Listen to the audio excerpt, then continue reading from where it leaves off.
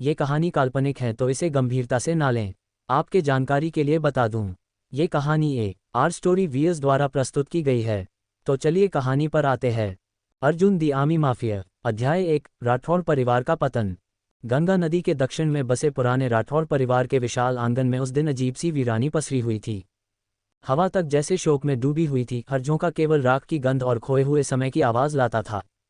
लंबे हॉल में एल्डर अजय राठौर अपने भारी दिल के साथ सिरहाने बैठे थे।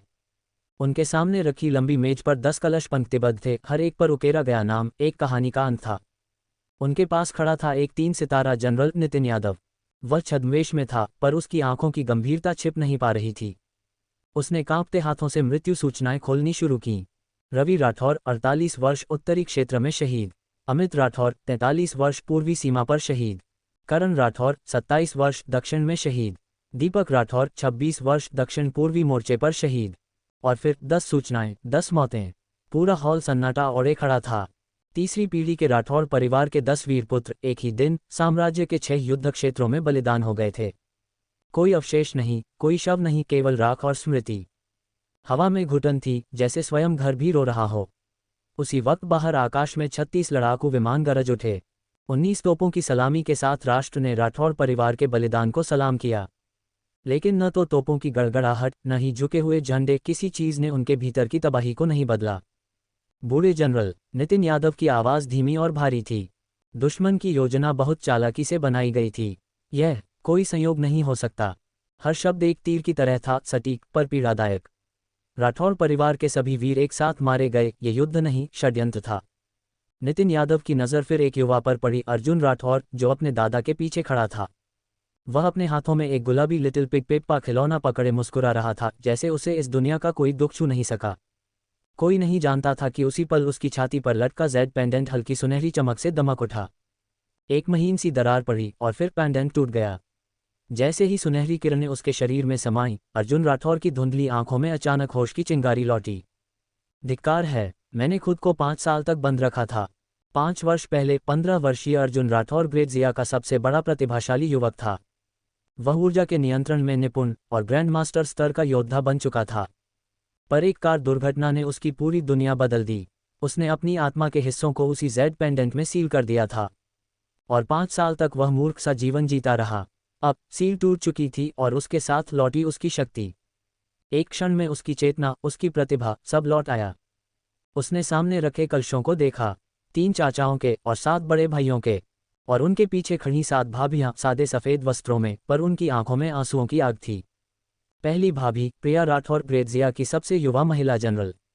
दूसरी नेहा राठौर, राजधानी के 4 प्रमुख परिवारों में से एक की उत्तराधिकारी। तीसरी श्रेया राठौर, एक अंतर्राष्ट्रीय सुपरस्टार। और 7वीं आलिया, दक्षिण पश्चिम की प्रसिद्ध वैद्य परिवार से। 7 के चेहरे पर संयम था, पर दिलों में शोक का सैलाब। वे अपने प्रियजनों की राख उठाकर धीरे धीरे बाहर निकलीं। बाहर हजारों लोग खड़े थे, सैनिक, अधिकारी, नागरिक। हर कोई जानता था राठौर परिवार ने साम्राज्य के लिए अपना सब कुछ दे दिया था। बूढ़े अजय राठौर मंच पर पहुंचे। उनकी आवाज़ थरथरा रही थी। राठौर परिवार के बेटे देश के लिए मरे, उनकी मृत्यु व्यर्थ नहीं जाएगी। जब तक मैं जीवित हूं, राठौर परिवार गिरेगा नहीं। पर उनका गला रुंध गया। सफ़ेद बालों वाले पिता ने 10 जवान बेटों को खो दिया था। अब उनकी बूढ़ी आंखों में केवल एक किरण बची थी, अर्जुन राठौर। वे सोच रहे थे, बस इसे शर्मा परिवार की युवती रिद्धि शर्मा से विवाह करा दें, ताकि वंश चल सके, राठौर परिवार का नाम बचा रहे। भीड़ में सरगोशियां गूंज उठीं। बेचारे बूढ़े जनरल, इतनी सेवा करने के बाद भी ये हाल। और तभी मंच पर 2 आकृतियां तेजी से चढ़ीं। एक था रोहित शर्मा और उसके साथ उसकी बहन रिद्धि शर्मा।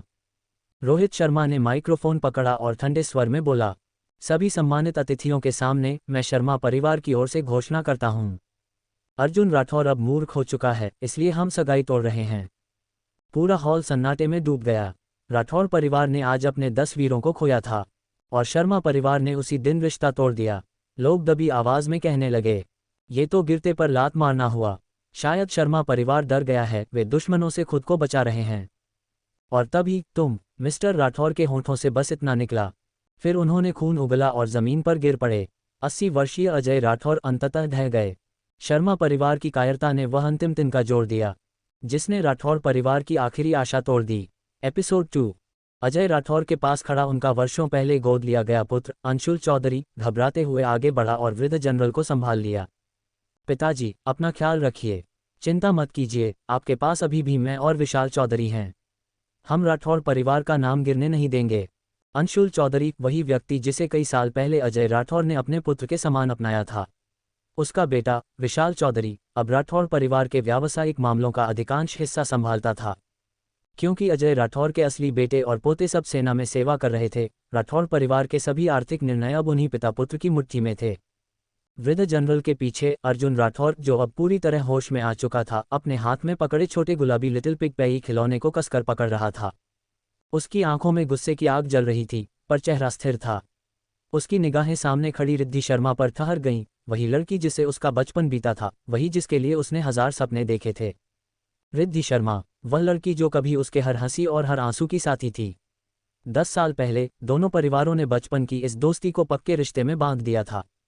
पूरा दक्षिण पश्चिम जानता था अर्जुन राठौर का वादा सिर्फ रिद्धि शर्मा से है। लेकिन आज वह मंच पर खड़ी थी और उसके चेहरे पर अपराधबोध और भय का साया था।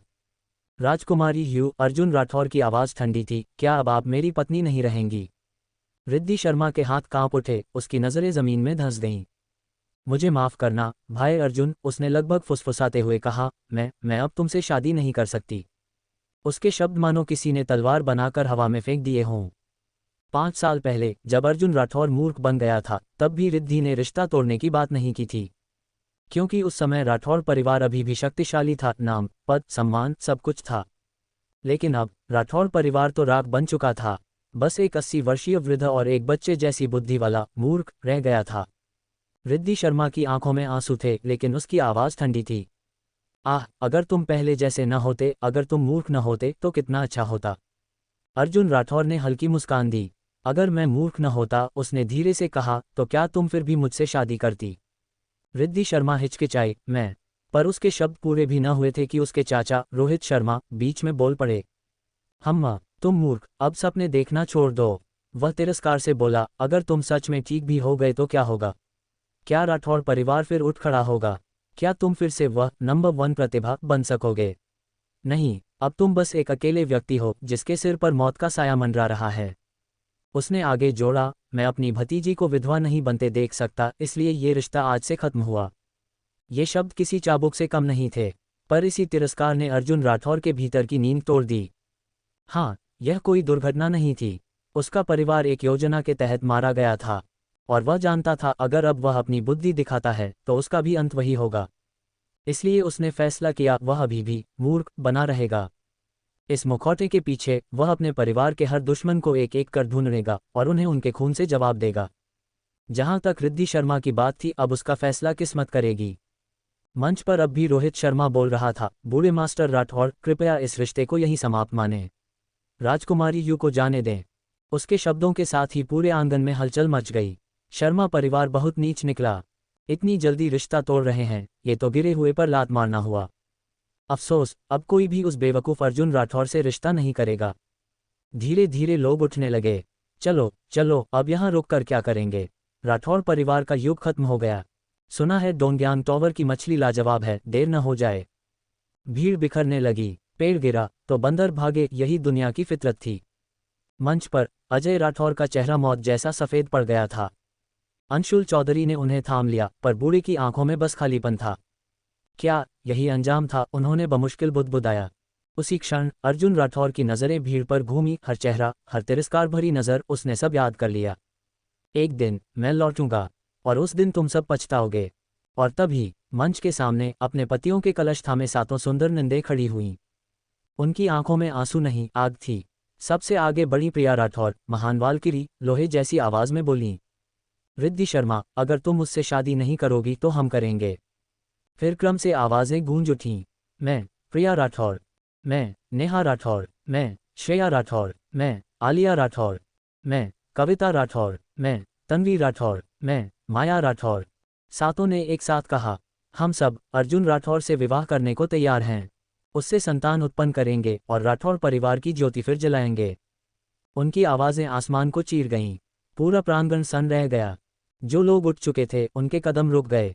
हवा तक जैसे थम गई थी। सैकड़ों निगाहें मंच पर थीं। जहां 7 देवियों समान स्त्रियां राख के कलश थामे एक युवक के नाम पर शपथ ले रही थीं। राठौड़ परिवार भले ही राख हो गया हो, लेकिन उसकी आग अब फिर भड़क उठी थी। एपिसोड 3। इसी बीच आंगन में एक ऐसी हलचल हुई जिसने सब कुछ पलट दिया। 7 सुंदर सुहागिनें सादे वस्त्रों में अपने पतियों के कलश थामे मंच की ओर कदम बढ़ाती हुईं। उनकी आंखों में आंसू नहीं, अटल इरादा था। प्रिया राठौर ने ठंडी पर दृढ़ आवाज में घोषणा की, मैं प्रिया राठौर अर्जुन राठौर की पत्नी बनने की शपथ लेती हूँ। बाद में एक एक करके बाकी 6 ने भी वही शब्द दोहराए। उनकी आवाजें जैसे कुएं में गूंज उठीं और भीड़ में खलबली मच गई। भीड़ ने पहले हैरत जताई, फिर आलोचना, ये पागलपन है। ऐसी खूबसूरत स्त्रियां किस लिए एक बेवकूफ से शादी करेंगी।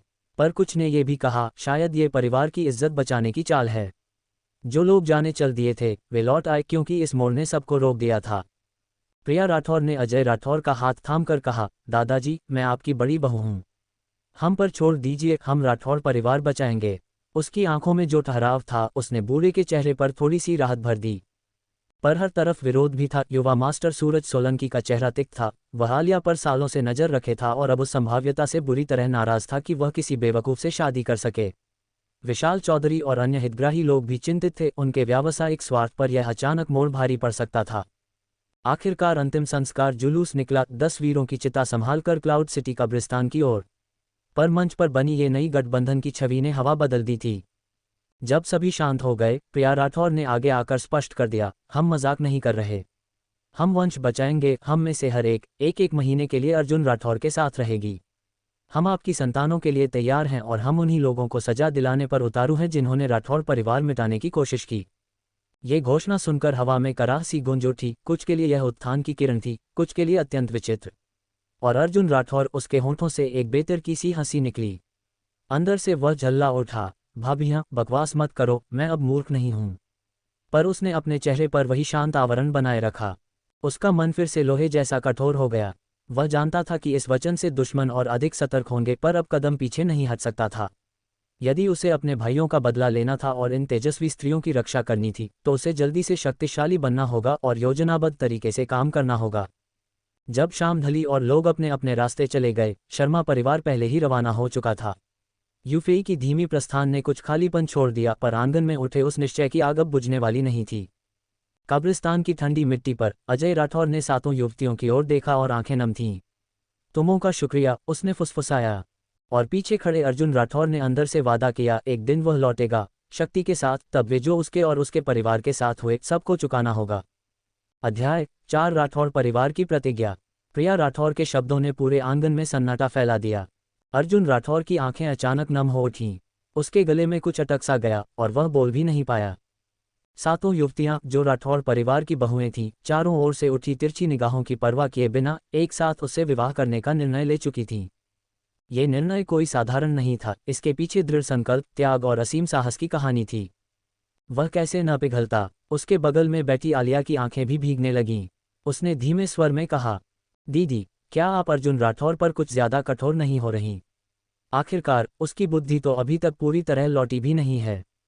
प्रिया राठौर ने हल्का सा सिर झुकाया। उसके चेहरे पर चिंता की लकीरें उभर आईं। पिछली जांचों से ये तो तय है कि उसके सिर में कोई शारीरिक समस्या नहीं है, उसने गंभीर स्वर में कहा, न ही उसकी नसों को कोई नुकसान पहुंचा है। जरूर भीतर कोई गहरी रुकावट है। मैंने हाल ही में महान चिकित्सक लेई कियानेज्यू से संपर्क किया है, वही इसका समाधान निकाल सकते हैं। मैं किसी भी कीमत पर अर्जुन राठौर का इलाज करवाऊंगी। लेई कियानेज्यू का नाम सुनते ही अर्जुन राठौर के मन में बिजली सी कौंध उठी। अगर वे सच में आते हैं तो मेरी योजना पूरी तरह सफल हो जाएगी। उसके मन में अब केवल एक ही चिंता थी, अपने दादाजी अजय राठौर की। ऊपर से वे भले स्वस्थ दिखते हों, पर उनके शरीर में वर्षों पुरानी युद्ध की चोटें अब भी छिपी हुई थीं। उन्हें बस एक हल्की सी चिंगारी चाहिए थी और पूरा शरीर ढह सकता था। अर्जुन राठौर जानता था, अगर सही इलाज और निगरानी न मिली तो दादा ज्यादा दिन नहीं टिक पाएंगे। वह स्वयं एक असाधारण वैद्य था, पर अभी अपनी पहचान नहीं खोल सकता था। उसे अब भी मूर्ख बने रहना था। अगर लेई कियानेज्यू आते तो वह उनके साथ मिलकर दादा का इलाज कर सकता था, बिना किसी शक के। ये सोचते ही उसने मासूमियत से दोनों हाथ उठाए, चूड़ी हिलाई और हंसते हुए बोला, या मैं इलाज करवाऊंगा, मैं इलाज करवाऊंगा। प्रिया राठौर ने उसकी हरकत देखी तो भौहें सिकोड़ लीं। उसे लगा कुछ गड़बड़ है, मगर वह समझ नहीं पाई कि क्या। बाकी 6 बहनें दया भरी नजरों से उसे देखती रहीं। तभी आलिया आगे बढ़ी, उसने अर्जुन राठौर को गले लगा लिया। डर मत अर्जुन राठौर, उसने नरमी से कहा, हम सातों बहनें मिलकर तुम्हें ठीक करने का तरीका जरूर ढूंढेंगी। और अगर नहीं भी ढूंढ पाईं। वह रुक गई, गाल लाल हो गए, फिर मुस्कुराए। तो भी हम जीवन भर तुम्हारे साथ रहेंगे, तुम्हारी देखभाल करेंगे और तुम्हारे लिए ढेर सारे प्यारे प्यारे बच्चे पैदा करेंगे। ये कहते कहते बाकी बहनों के चेहरे शर्म से लाल पड़ गए। वे सब जवान थीं, मासूम थीं और यह सब कुछ उनके लिए बहुत निजी था। प्रिया राठौर, जो सबसे बड़ी थी, संयत स्वर में बोली, दादाजी, हमने सब सोच लिया है। पहले महीने अर्जुन राठौर की देखभाल आलिया करेगी, क्योंकि वह क्लाउड सिटी में रहती है। दूसरे महीने किंग रुलान, जो फ्लावर कैपिटल में है, उसकी बारी होगी। फिर तीसरे महीने वह धीरे धीरे पूरा कार्यक्रम समझाने लगी। किनारे पर बैठे अजय राठौर की आंखों से आंसू बह निकले। वह कांपती आवाज में बोला, मेरी बच्चियों, तुम सब बहुत महान हो। दादाजी तुम सबका कर्जी रहेगा। और यह कहते ही वह घुटनों के बल झुक गया। सातों युवतियां घबरा गईं, दौड़कर उसे उठाया। दादाजी, ऐसा मत कीजिए। हम सब मिलकर मेहनत करेंगे, राठौर परिवार फिर से उठेगा। अजय राठौर ने गहरी सांस ली, आंसू पोंछे और गंभीर स्वर में कहा, अर्जुन राठौर, चाहे तुम भविष्य में जैसे भी रहो, याद रखना, इन सातों ने तुम्हारे लिए अपना सब कुछ दांव पर लगाया है। अगर तुमने इन्हें निराश किया, उसकी आवाज भारी हो गई, तो मैं खुद तुम्हारा जीवन छीन लूंगा। अर्जुन राठौर की आंखों में दृढ़ता चमकी। मैं इन्हें कभी निराश नहीं करूंगा, चाहे इसके लिए मुझे पूरी दुनिया से लड़ना पड़े। वह मुस्कुराया, पर वही मूर्खतापूर्ण हंसी जो अब उसकी ढाल बन चुकी थी। ओह, उसने बाल सुलभ आवाज में कहा। आलिया ने उसकी ठुड्डी थपथपाई, दया से मुस्कुराए। चलो, अब देर हो रही है। आज रात सूरज सोलंकी का व्यावसायिक भोज है। तुम्हें भी थोड़ी ताज़ी हवा मिल जाएगी। सूरज सोलंकी का नाम सुनते ही अर्जुन राठौर की पुतलियां सिकुड़ गईं। उसे 5 साल पुरानी वो रात याद आई, वो भयानक कार दुर्घटना। बेहोश होने से पहले उसने टैक्सी चालक का चेहरा देखा था, एक आदमी जिसके गाल पर गहरी चोट का निशान था। और आज सूरज सोलंकी के पास वही आदमी खड़ा था। अर्जुन राठौर की आंखों में खून उतर आया। तो ये सब सोलंकी परिवार की ही करतूत थी।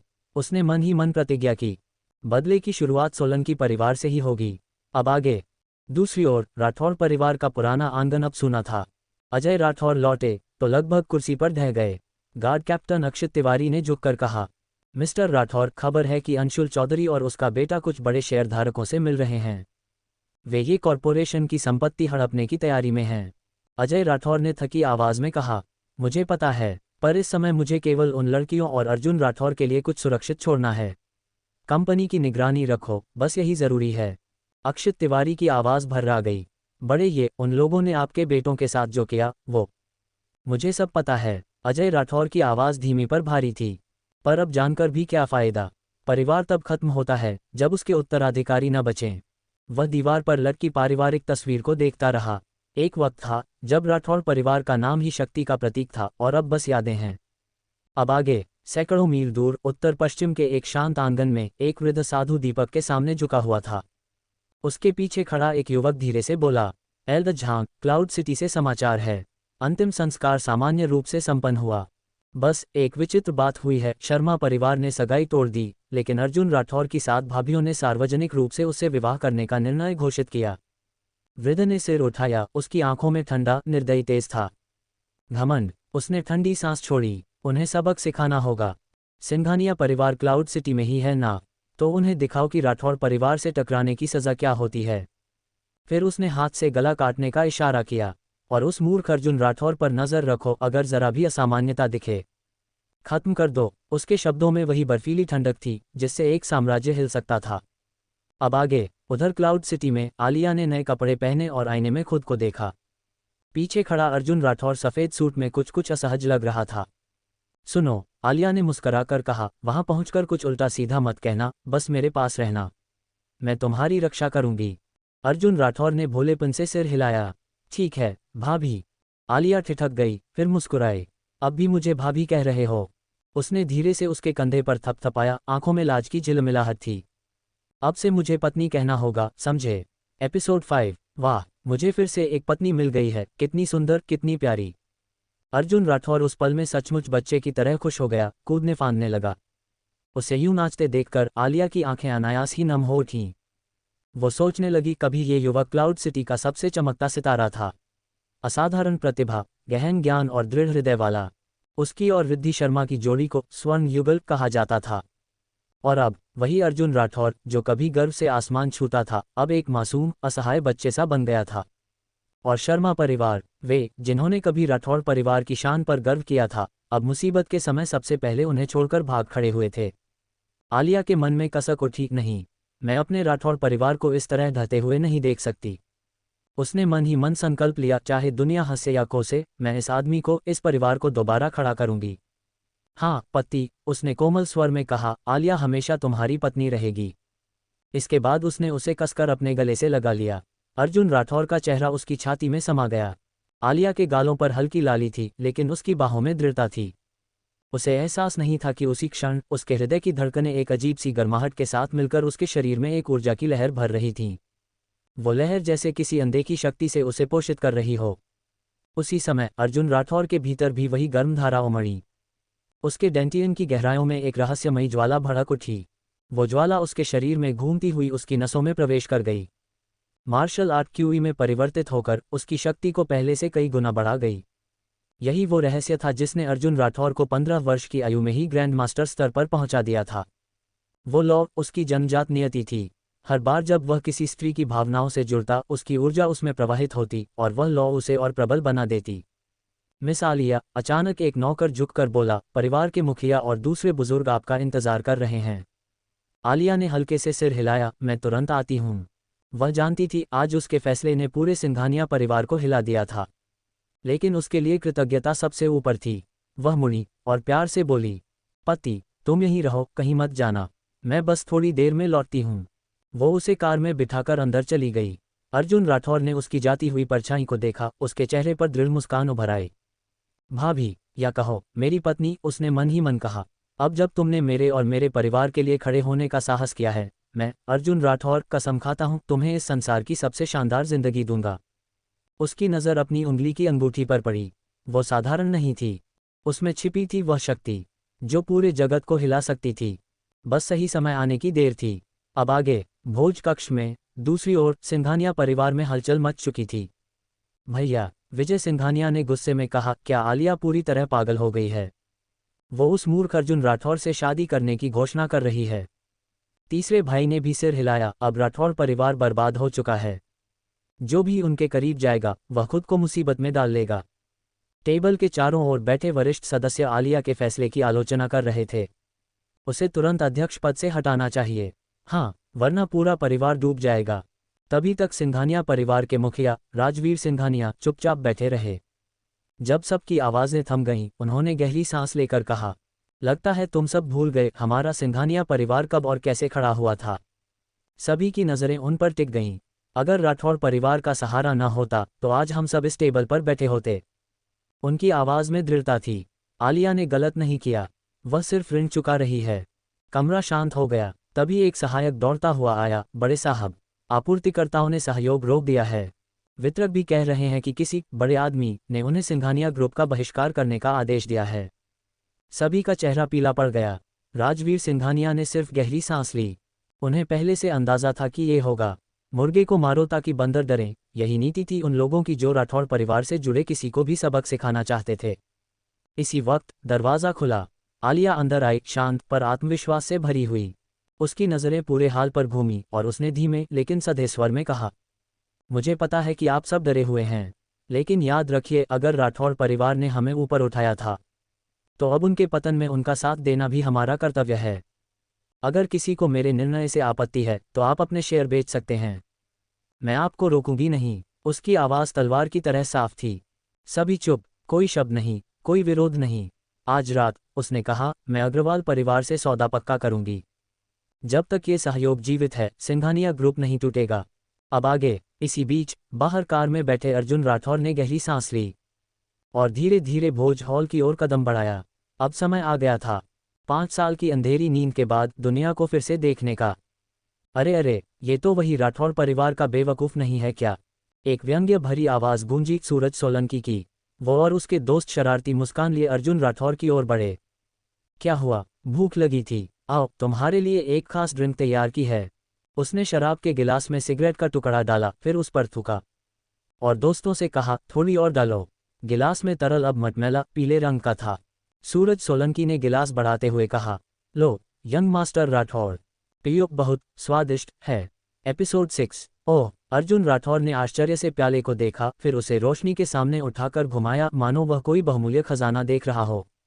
क्या सच में बढ़िया शराब ऐसे बनती है? वाह कितनी सुंदर। उसकी मासूम बात सुनकर सूरज सोलंकी और उसके साथी जोर जोर से हंसने लगे। हाँ हाँ बिल्कुल, ये बढ़िया शराब सिर्फ तुम्हारे लिए ही बनाई गई है। सूरज सोलंकी की आंखों में एक क्रूर मुस्कान तैर गई।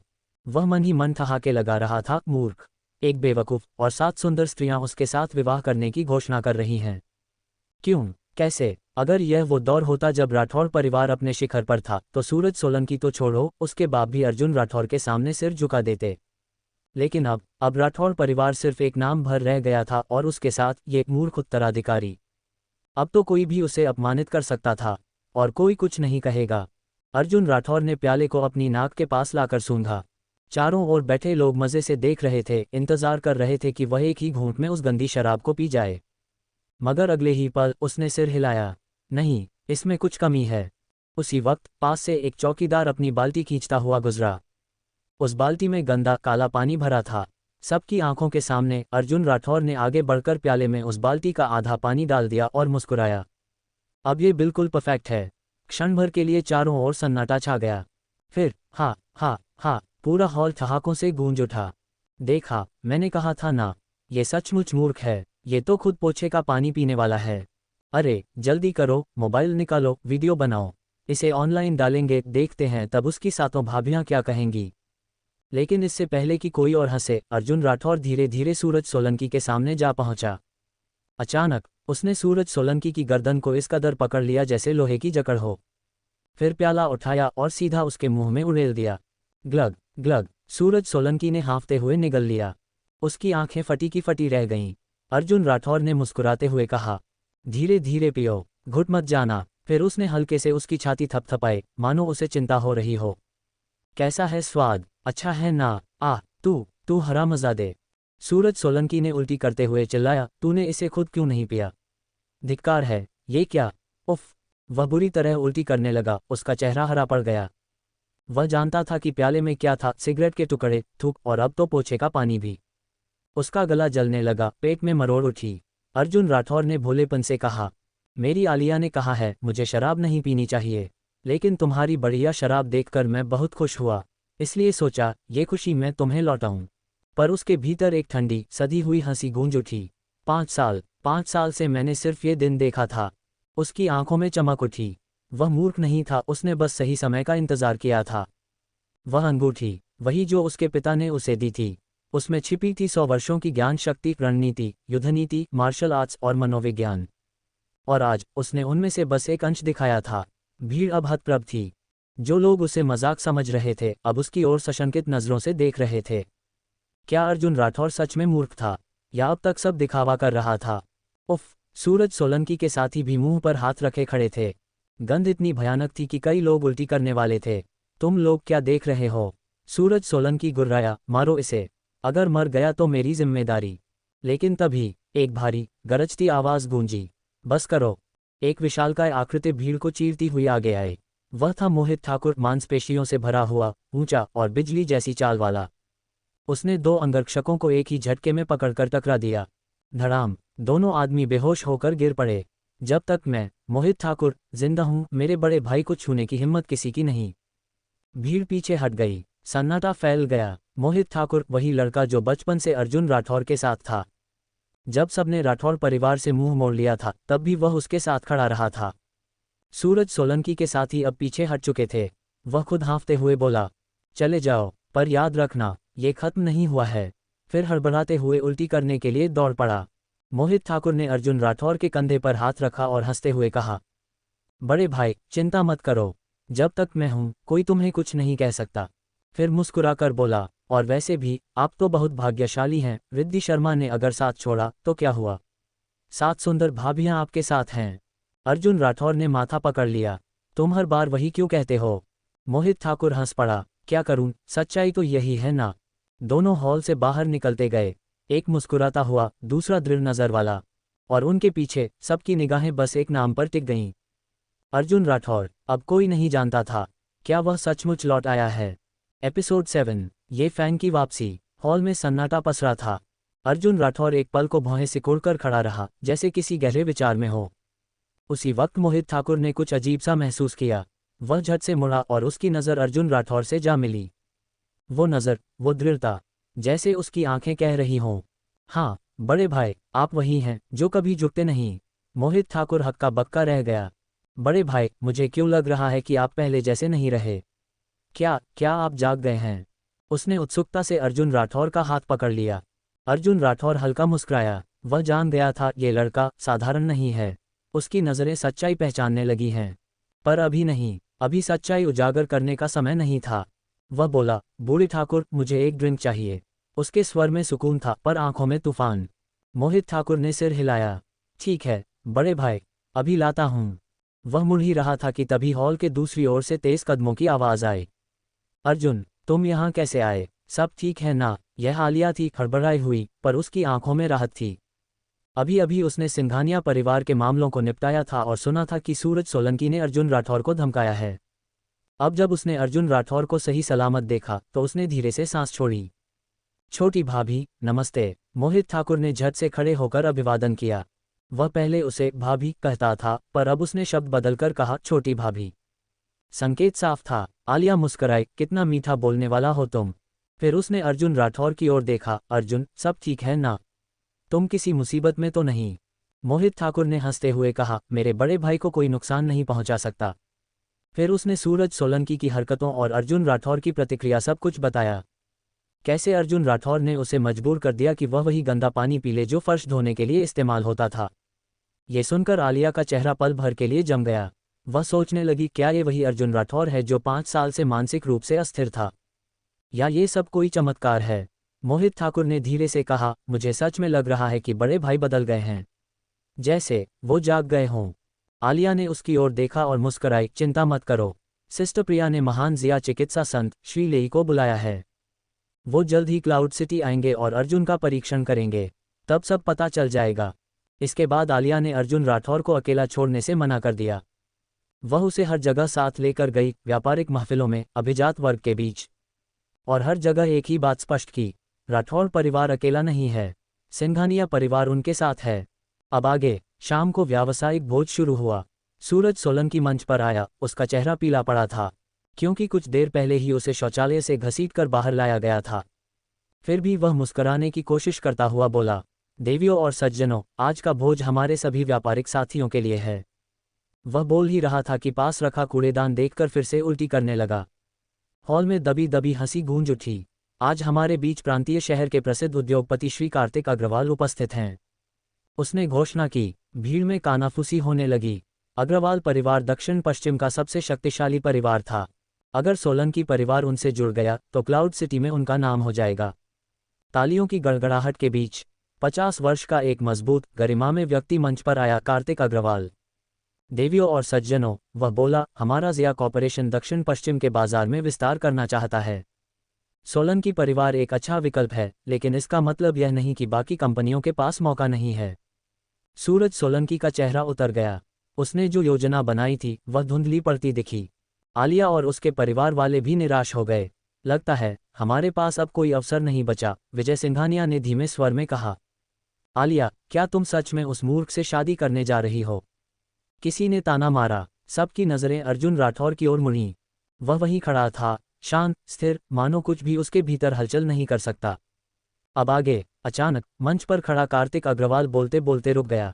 उसकी नज़रें नीचे घूमी, और जैसे ही वो आलिया के पास खड़े अर्जुन राठौर पर पहुंची, वह ठिठक गया। उसके चेहरे पर हैरानी और पहचान की चमक फैल गई।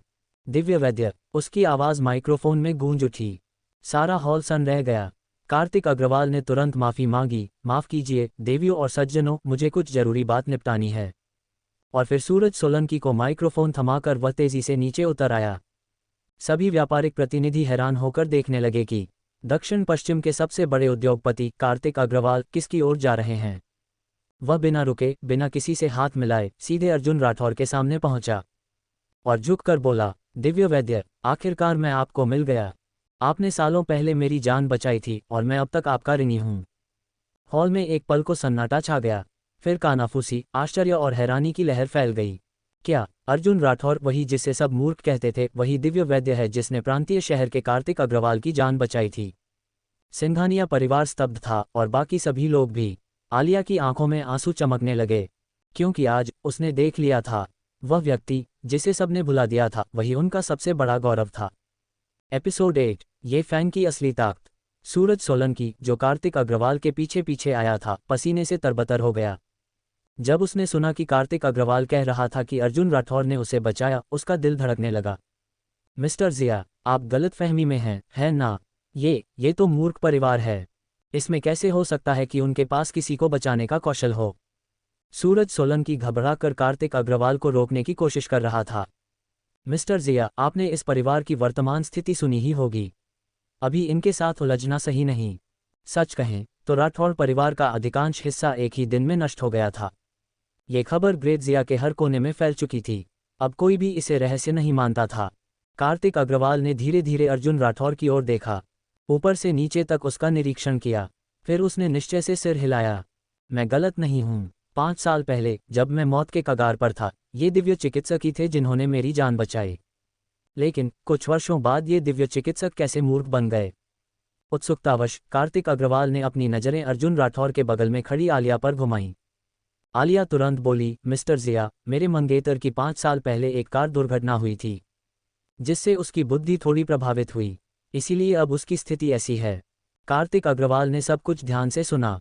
उसने देखा कि अर्जुन राठौर पहले और अब के बीच का अंतर केवल दुर्घटना की वजह से है। उसने धीरे से सिर हिलाया और कहा, तो फिर कोई गलती नहीं है।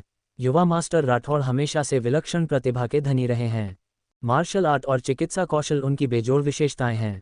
ये दुर्घटना उनके कौशल को कम नहीं कर सकती। सचमुच राठौर परिवार लगभग खत्म हो गया था, लेकिन फिर भी 7 खूबसूरत महिलाओं ने इस मूर्ख युवा मास्टर से शादी कर ली। इस दृश्य ने ग्रेट जिया के सभी लोगों को मंत्रमुग्ध कर दिया। किसी को इस परिवार पर तरस आया, किसी ने 7 भाभियों की प्रशंसा की। कार्तिक अग्रवाल की आंखों में उत्साह चमक उठा। मिस आलिया, लगता है आपका परिवार मेडिकल बिजनेस में है। क्या आप मेरे अग्रवाल परिवार के साथ साझेदारी करना चाहेंगी? उसकी तीखी नज़रें आलिया पर टिक गईं। चारों ओर मौजूद लोग स्तब्ध रह गए। आलिया ने अपनी उत्तेजना को दबाते हुए कहा, मिस्टर जिया, हमारा परिवार अभी भी विरोधियों के घेरे में है। अगर हम आपके साथ साझेदारी करेंगे तो आप भी खतरे में पड़ सकते हैं। सूरज सोलंकी, जो किनारे पर खड़ा था, चिल्लाया, हाँ मिस्टर जिया, जो लोग राठौड़ परिवार के खिलाफ हैं उनके क्रोध को भड़का सकते हैं। आपको बेहतर होगा कि हमारे सोलंकी परिवार के साथ साझेदारी करें। लेकिन कार्तिक अग्रवाल शांत रहा। उसने मुस्कराते हुए कहा, अगर मुझे खतरा भी हो तो क्या फर्क पड़ता है? अगर युवा मास्टर राठौड़ ने उस समय मेरी जान नहीं बचाई होती तो मैं अब तक केवल मिट्टी का ढेर होता, और अग्रवाल परिवार आज यहाँ नहीं होता। इसके अलावा मिस आलिया और कई अन्य बहादुर महिलाओं ने राठौड़ परिवार नहीं छोड़ा, तो मुझे डरने की कोई वजह नहीं। उसने अपनी आवाज़ ऊंची की, तो तय सिंघानिया परिवार क्लाउड सिटी में हमारा एकमात्र साझेदार होगा। अग्रवाल परिवार के सभी चैनल अब सिंघानिया परिवार के लिए खुले हैं। दक्षिण पश्चिम के जो भी लोग इस परिवार का विरोध करेंगे, वह सीधे अग्रवाल परिवार का विरोध करेंगे। सभी लोग स्तब्ध रह गए। आलिया, राजवीर सिंघानिया और बाकी परिवार वाले भावभीन थे। किसने सोचा होगा कि वह मूर्ख इतना बड़ा आश्चर्य लेकर आएगा? विजय सिंघानिया ने भी अब अर्जुन राठौर को सम्मान की नज़रों से देखने लगा। पास खड़े लोग हैरानी और ईर्ष्या से भर गए। ये परिवार अब भी यही परिवार है। पतन के बावजूद उनकी नींव अडिग है। अर्जुन राठौर अभी भी अपनी आस्तीन में बहुत सारी तरकीबें छिपाए हुए हैं। किसने सोचा होगा कि उनके पास इतनी अद्भुत चिकित्सा प्रतिभा है? कार्तिक अग्रवाल ने गौर से अर्जुन राठौर को देखा, फिर झुककर प्रणाम किया। युवा मास्टर राठौर, विश्वास रखें, मैं श्री जिया कोई प्रयास नहीं छोड़ूंगा और कोई कर्तव्य नहीं भूलूंगा। अर्जुन राठौर ने शांत स्वर में सिर हिलाया। कार्तिक अग्रवाल हैरान रह गया। मूर्ख नहीं था, पर जानबूझकर अपनी शक्ति छुपा रहा था। कार्तिक अग्रवाल को यह समझ में आया, युवा मास्टर राठौर अपनी पूरी ताकत छुपाकर दुश्मनों से सुरक्षित रहे, और इस निर्णय से अग्रवाल परिवार और सिंघानिया परिवार भविष्य में ग्रेट जिया पर कब्जा करने वाले महाशक्ति परिवारों में से एक बनेंगे। सूरज सोलंकी अब बिल्कुल घबराया हुआ था। मुझे क्या करना चाहिए? हमारे पहले तय किए गए सहयोग का क्या होगा? लेकिन उसका भय बेकार था। अब ये स्पष्ट हो गया था कि युवा मास्टर राठौर ने सबका खेल पलट दिया है। एपिसोड 9, अर्जुन राठौर और सूरज सोलंकी का टकराव। वह बुरा है, वह एकदम बुरा आदमी है। वह मेरी पत्नी यिक्सुए को चुराना चाहता है। सूरज सोलंकी के शब्दों ने भोज हॉल में सनसनी फैला दी। लेकिन जैसे ही अर्जुन राठौर ने ये सुना, वह तुरंत आलिया के पीछे छिप गई। अपनी आस्तीन खींचकर वह रोने लगी, मानो एक कमजोर और भोली लड़की हो। कार्तिक अग्रवाल का चेहरा अचानक काला पड़ गया। उसके सामने अब ये साफ हो गया था कि युवा मास्टर राठौर बिल्कुल भी मूर्ख नहीं थे। उनकी ताकत असाधारण थी, चिकित्सा कौशल बेमिसाल था, और अब जब राठौर परिवार संकट में था, युवा मास्टर राठौर जानबूझकर अपनी असली प्रतिभा छुपा रहे थे, मूर्ख बनने का नाटक कर रहे थे। इतना करते हुए उन्होंने बड़े मामलों को सीधे हल करना मुश्किल बना दिया था। कार्तिक अग्रवाल ने गहरी सांस ली। ठीक है, चूंकि युवा मास्टर राठौर ने हम पर भरोसा किया है, अब जिन मामलों को संभालना उन्हें मुश्किल लगता, वह हम संभालेंगे।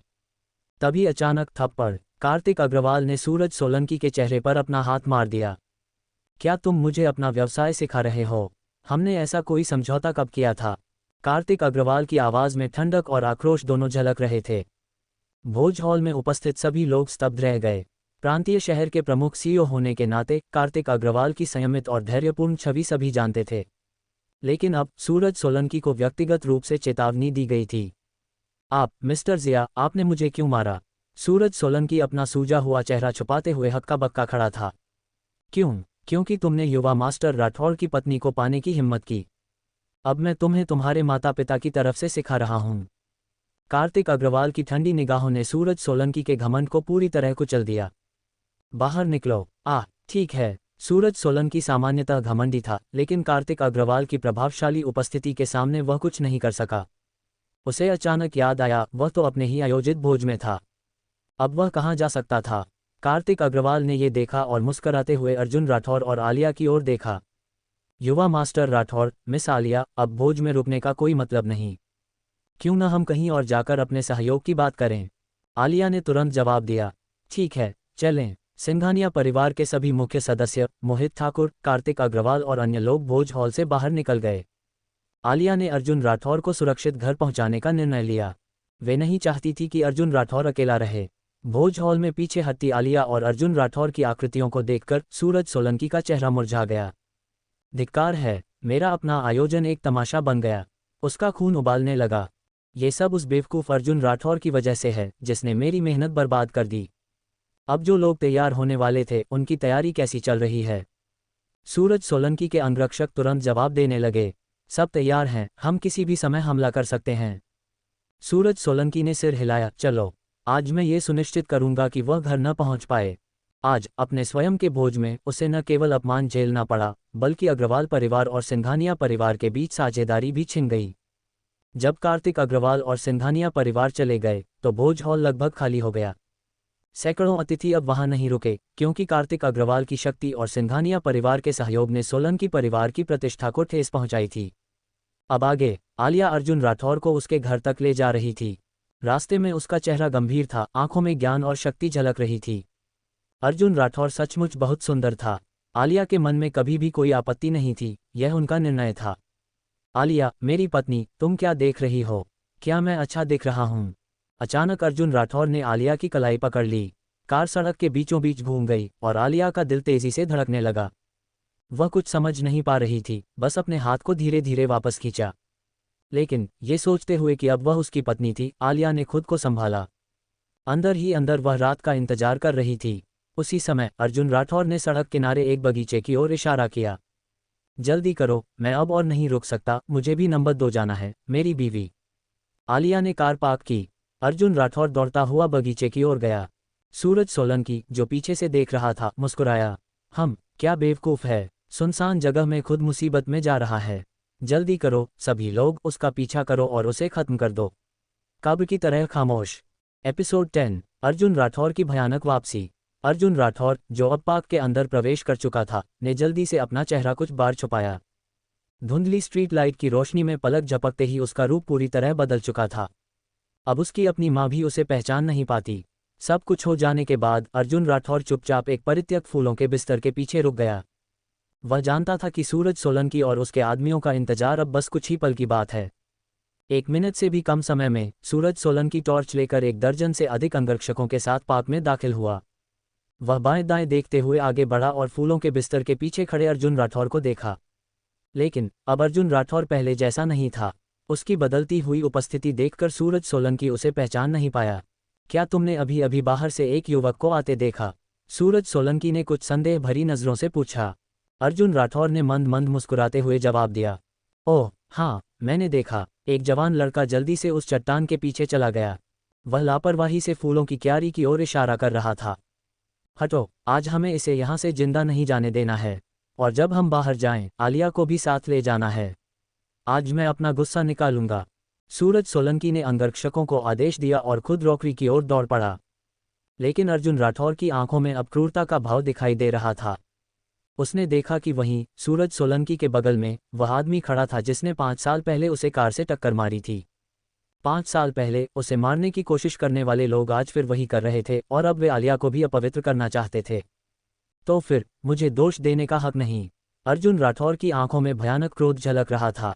सूरज सोलंकी और उसके आदमियों ने चट्टान के पास उगे खरपतवारों में खोज की, लेकिन अर्जुन राठौर कहीं नहीं मिला।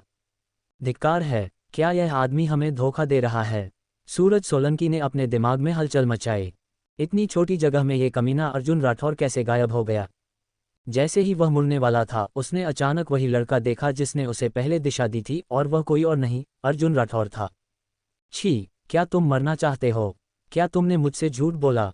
सूरज सोलंकी ने अर्जुन राठौर की गर्दन पकड़ ली। अगर तुमने मुझसे झूठ बोला तो आज मैं तुम्हें कुत्तों को खिला दूंगा। अर्जुन राठौर की मांसपेशियां हल्की सी फड़कीं। उसने ठंडी निगाहों से सूरज सोलंकी को देखा और कहा, वह व्यक्ति आया था। उसने मुझसे कहा कि बुरे लोग उसका पीछा कर रहे थे और वह चाहता था कि मैं तुम सबका वध कर दूं। सूरज सोलंकी और उसके आदमियों का दिल धक धक करने लगा। कुछ सेकंड के लिए वहां सन्नाटा छा गया। फिर धप धप धप, भीड़ में मुक्कों और शरीरों के टकराने की आवाजें गूंजने लगीं। कुछ ही सेकंड में सूरज सोलंकी और उसके अंगरक्षक बेसुध होकर गिर पड़े। अर्जुन राठौर ने जानबूझकर केवल उनके नींव को निष्क्रिय किया, जिससे वे बेहोश हुए। लेकिन सूरज सोलंकी और उस दाग धब्बों वाले आदमी के लिए ये समय मौत की घड़ी साबित हुआ। मैं तुम्हें मार डालूंगा, अर्जुन राठौर ने भावहीन होकर कहा और फिर अपना असली रूप लौटाया। सूरज सोलंकी और दाग धब्बों वाला आदमी जमीन पर सदमे से चित हो गए। तुम अर्जुन राठौर हो? 5 साल से तुम मूर्ख बनने का नाटक कर रहे थे। सूरज सोलंकी की आवाज़ कांप रही थी, उसकी आंखें ऑलमोस्ट बाहर निकल आईं। फिर अर्जुन राठौर ने अपनी मार्शल आर्ट क्यूई को सक्रिय किया। जख्मी आदमी हवा में उछलते हुए धूल में मिल गया और गायब हो गया। सूरज सोलंकी हिलकर रह गया, उसका दिल डर से थर्राया। मैं तुम्हें एक मौका दूंगा। 5 साल पहले तुम्हारा इरादा क्या था? अर्जुन राठौर ने लापरवाही से रेलिंग पर झुकते हुए कहा। सूरज सोलंकी अब पूरी तरह दंग था। वह जानता था ये मूर्ख नहीं बल्कि सबसे भयानक अस्तित्व था। तभी जंगल के बाहर आलिया की कांपती आवाज आई, पति, तुम ठीक हो? तुम इतने लंबे समय से क्यों गायब थे? अर्जुन राठौर ने धीरे से मुस्कुराया। जैसे ही उसकी नज़र आलिया पर पड़ी, उसे लगा कि अब सब कुछ सही दिशा में है। एपिसोड 11, अर्जुन राठौर की चालाकी और सोलंकी परिवार की दहशत। अर्जुन राठौर के दिल में एक हल्की गर्माहट सी दौड़ गई। उसे अच्छी तरह पता था कि आलिया चूहों से बहुत डरती थी। इतनी घोर अंधेरी रात में यहाँ आने के लिए उसे बहुत साहस जुटाना पड़ा होगा। आलिया वास्तव में मेरी परवाह करती है, अर्जुन राठौर ने खुद से मुस्कुराते हुए कहा।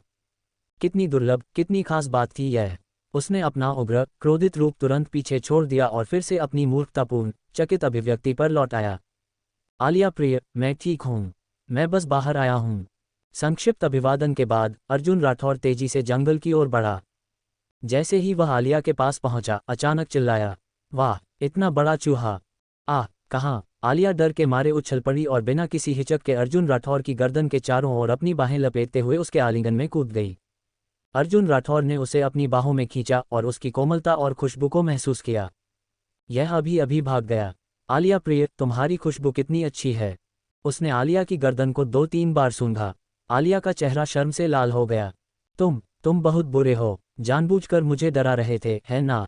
आलिया ने मजाकिया अंदाज में अर्जुन राठौर की छाती पर हल्के मुक्के मारने शुरू कर दिए। कुछ पल के लिए आलिया सोच में पड़ गई, क्या अर्जुन राठौर सचमुच इतना सरल स्वभाव का था या मूर्ख बनने का नाटक कर रहा था? लेकिन अर्जुन राठौर बस मूर्खतापूर्ण मुस्कुरा रहा था, आलिया को पकड़े हुए, और सड़क की ओर बढ़ रहा था जहां एक कार खड़ी थी। सड़क पर सूरज सोलंकी के वाहन खड़े थे और अंदर ड्राइवर अभी भी इंतजार कर रहे थे। वे सोच रहे थे, युवा मास्टर सूरज और उनके आदमियों को अर्जुन राठौर पीछा क्यों नहीं कर रहा? अर्जुन राठौर बाहर तो है, लेकिन वे अभी तक क्यों नहीं लौटे? आलिया के सुरक्षित पहुंचने के बाद सूरज सोलंकी के पीछे छोड़े गए ड्राइवर सुनसान पार्क में खोज में जुट गए। 10 मिनट की खोज के बाद उन्हें एक कृत्रिम पहाड़ी के पीछे बेहोश अंगरक्षक मिले। जल्दी करो, एम्बुलेंस बुलाओ, परिवार के मुखिया को सूचित करो। कुछ ही देर में पार्क चहल पहल से भर गया। करणदेव सोलंकी परिवार का मुखिया स्वयं वहां पहुंचे। सभी अंगरक्षकों को अस्पताल में भेजा गया, लेकिन करणदेव सोलंकी की चिंता अपने बेटे और सूरज सोलंकी पर थी। सभी लोग मारे गए थे, केवल सूरज सोलंकी और जख्मी आदमी बचे थे। 2 बड़े लोग हवा में कैसे गायब हो सकते हैं? ढूंढते रहो। करणदेव सोलंकी ने अपने अंगरक्षकों पर गुस्से में चिल्लाया। एक अधीनस्थ ने निराश होकर कहा, परिवार के मुखिया, हमने सब खोजा, नदी, हर कोना, लेकिन युवा स्वामी का कोई पता नहीं। बेवकूफ, करणदेव सोलंकी ने क्रोध में उसे पीछे धकेला। क्या तुम्हारे दिमाग में पानी भर गया है? पुलिस को बुलाओगे? क्या कहोगे कि अर्जुन राठौर ने हमला किया और अब गायब हो गया? बॉडीगार्ड कैप्टन ने डर के मारे कुछ नहीं कहा। और वे अंगरक्षक जो होश में आए, उन्होंने क्या कहा? अस्पताल से रिपोर्ट आई है। उन्होंने बताया कि अर्जुन राठौर के पीछे गए, लेकिन उसका सामना एक अजनबी से हुआ। उस अजनबी ने सबको बेहोश कर दिया। उन्हें बाद में कुछ समझ नहीं आया। करणदेव सोलंकी की आंखें अनायास बंद हो गईं। तो क्या इसमें कोई अज्ञात मार्शल आर्ट विशेषज्ञ शामिल था? किसने इतने अंगरक्षकों को हराया और फिर सिर्फ जख्मी आदमी और उसके बेटे को बचाया? वापस जाओ, आज जो कुछ भी हुआ उसकी सारी जानकारी सील कर दो। सोलंकी परिवार के सभी सदस्य पूरे क्लाउड सिटी में युवा स्वामी की खोज करें। कोई भी सुराग मुझे तुरंत बताओ। करणदेव सोलंकी ने गंभीर स्वर में आदेश दिया। अर्जुन राठौर, वही चालाक, वही मूर्ख जैसा दिखने वाला, 5 साल पहले बचा हुआ वह व्यक्ति। क्या अब उसने सोलंकी परिवार पर मुसीबत ला दी थी? उसके बाद आलिया को कंपनी की ओर भेजा गया। अग्रवाल परिवार के साथ साझेदारी और अनुबंध पर हस्ताक्षर का अवसर सुरक्षित रहे। इसके बाद अर्जुन राठौर ने विला का निरीक्षण किया। विला में कुछ छिपे हुए लोग थे, कुछ आलिया द्वारा नियुक्त अंगरक्षक, कुछ राठौर परिवार के अंगरक्षक। लेकिन कोई भी उसे रोक नहीं सकता था।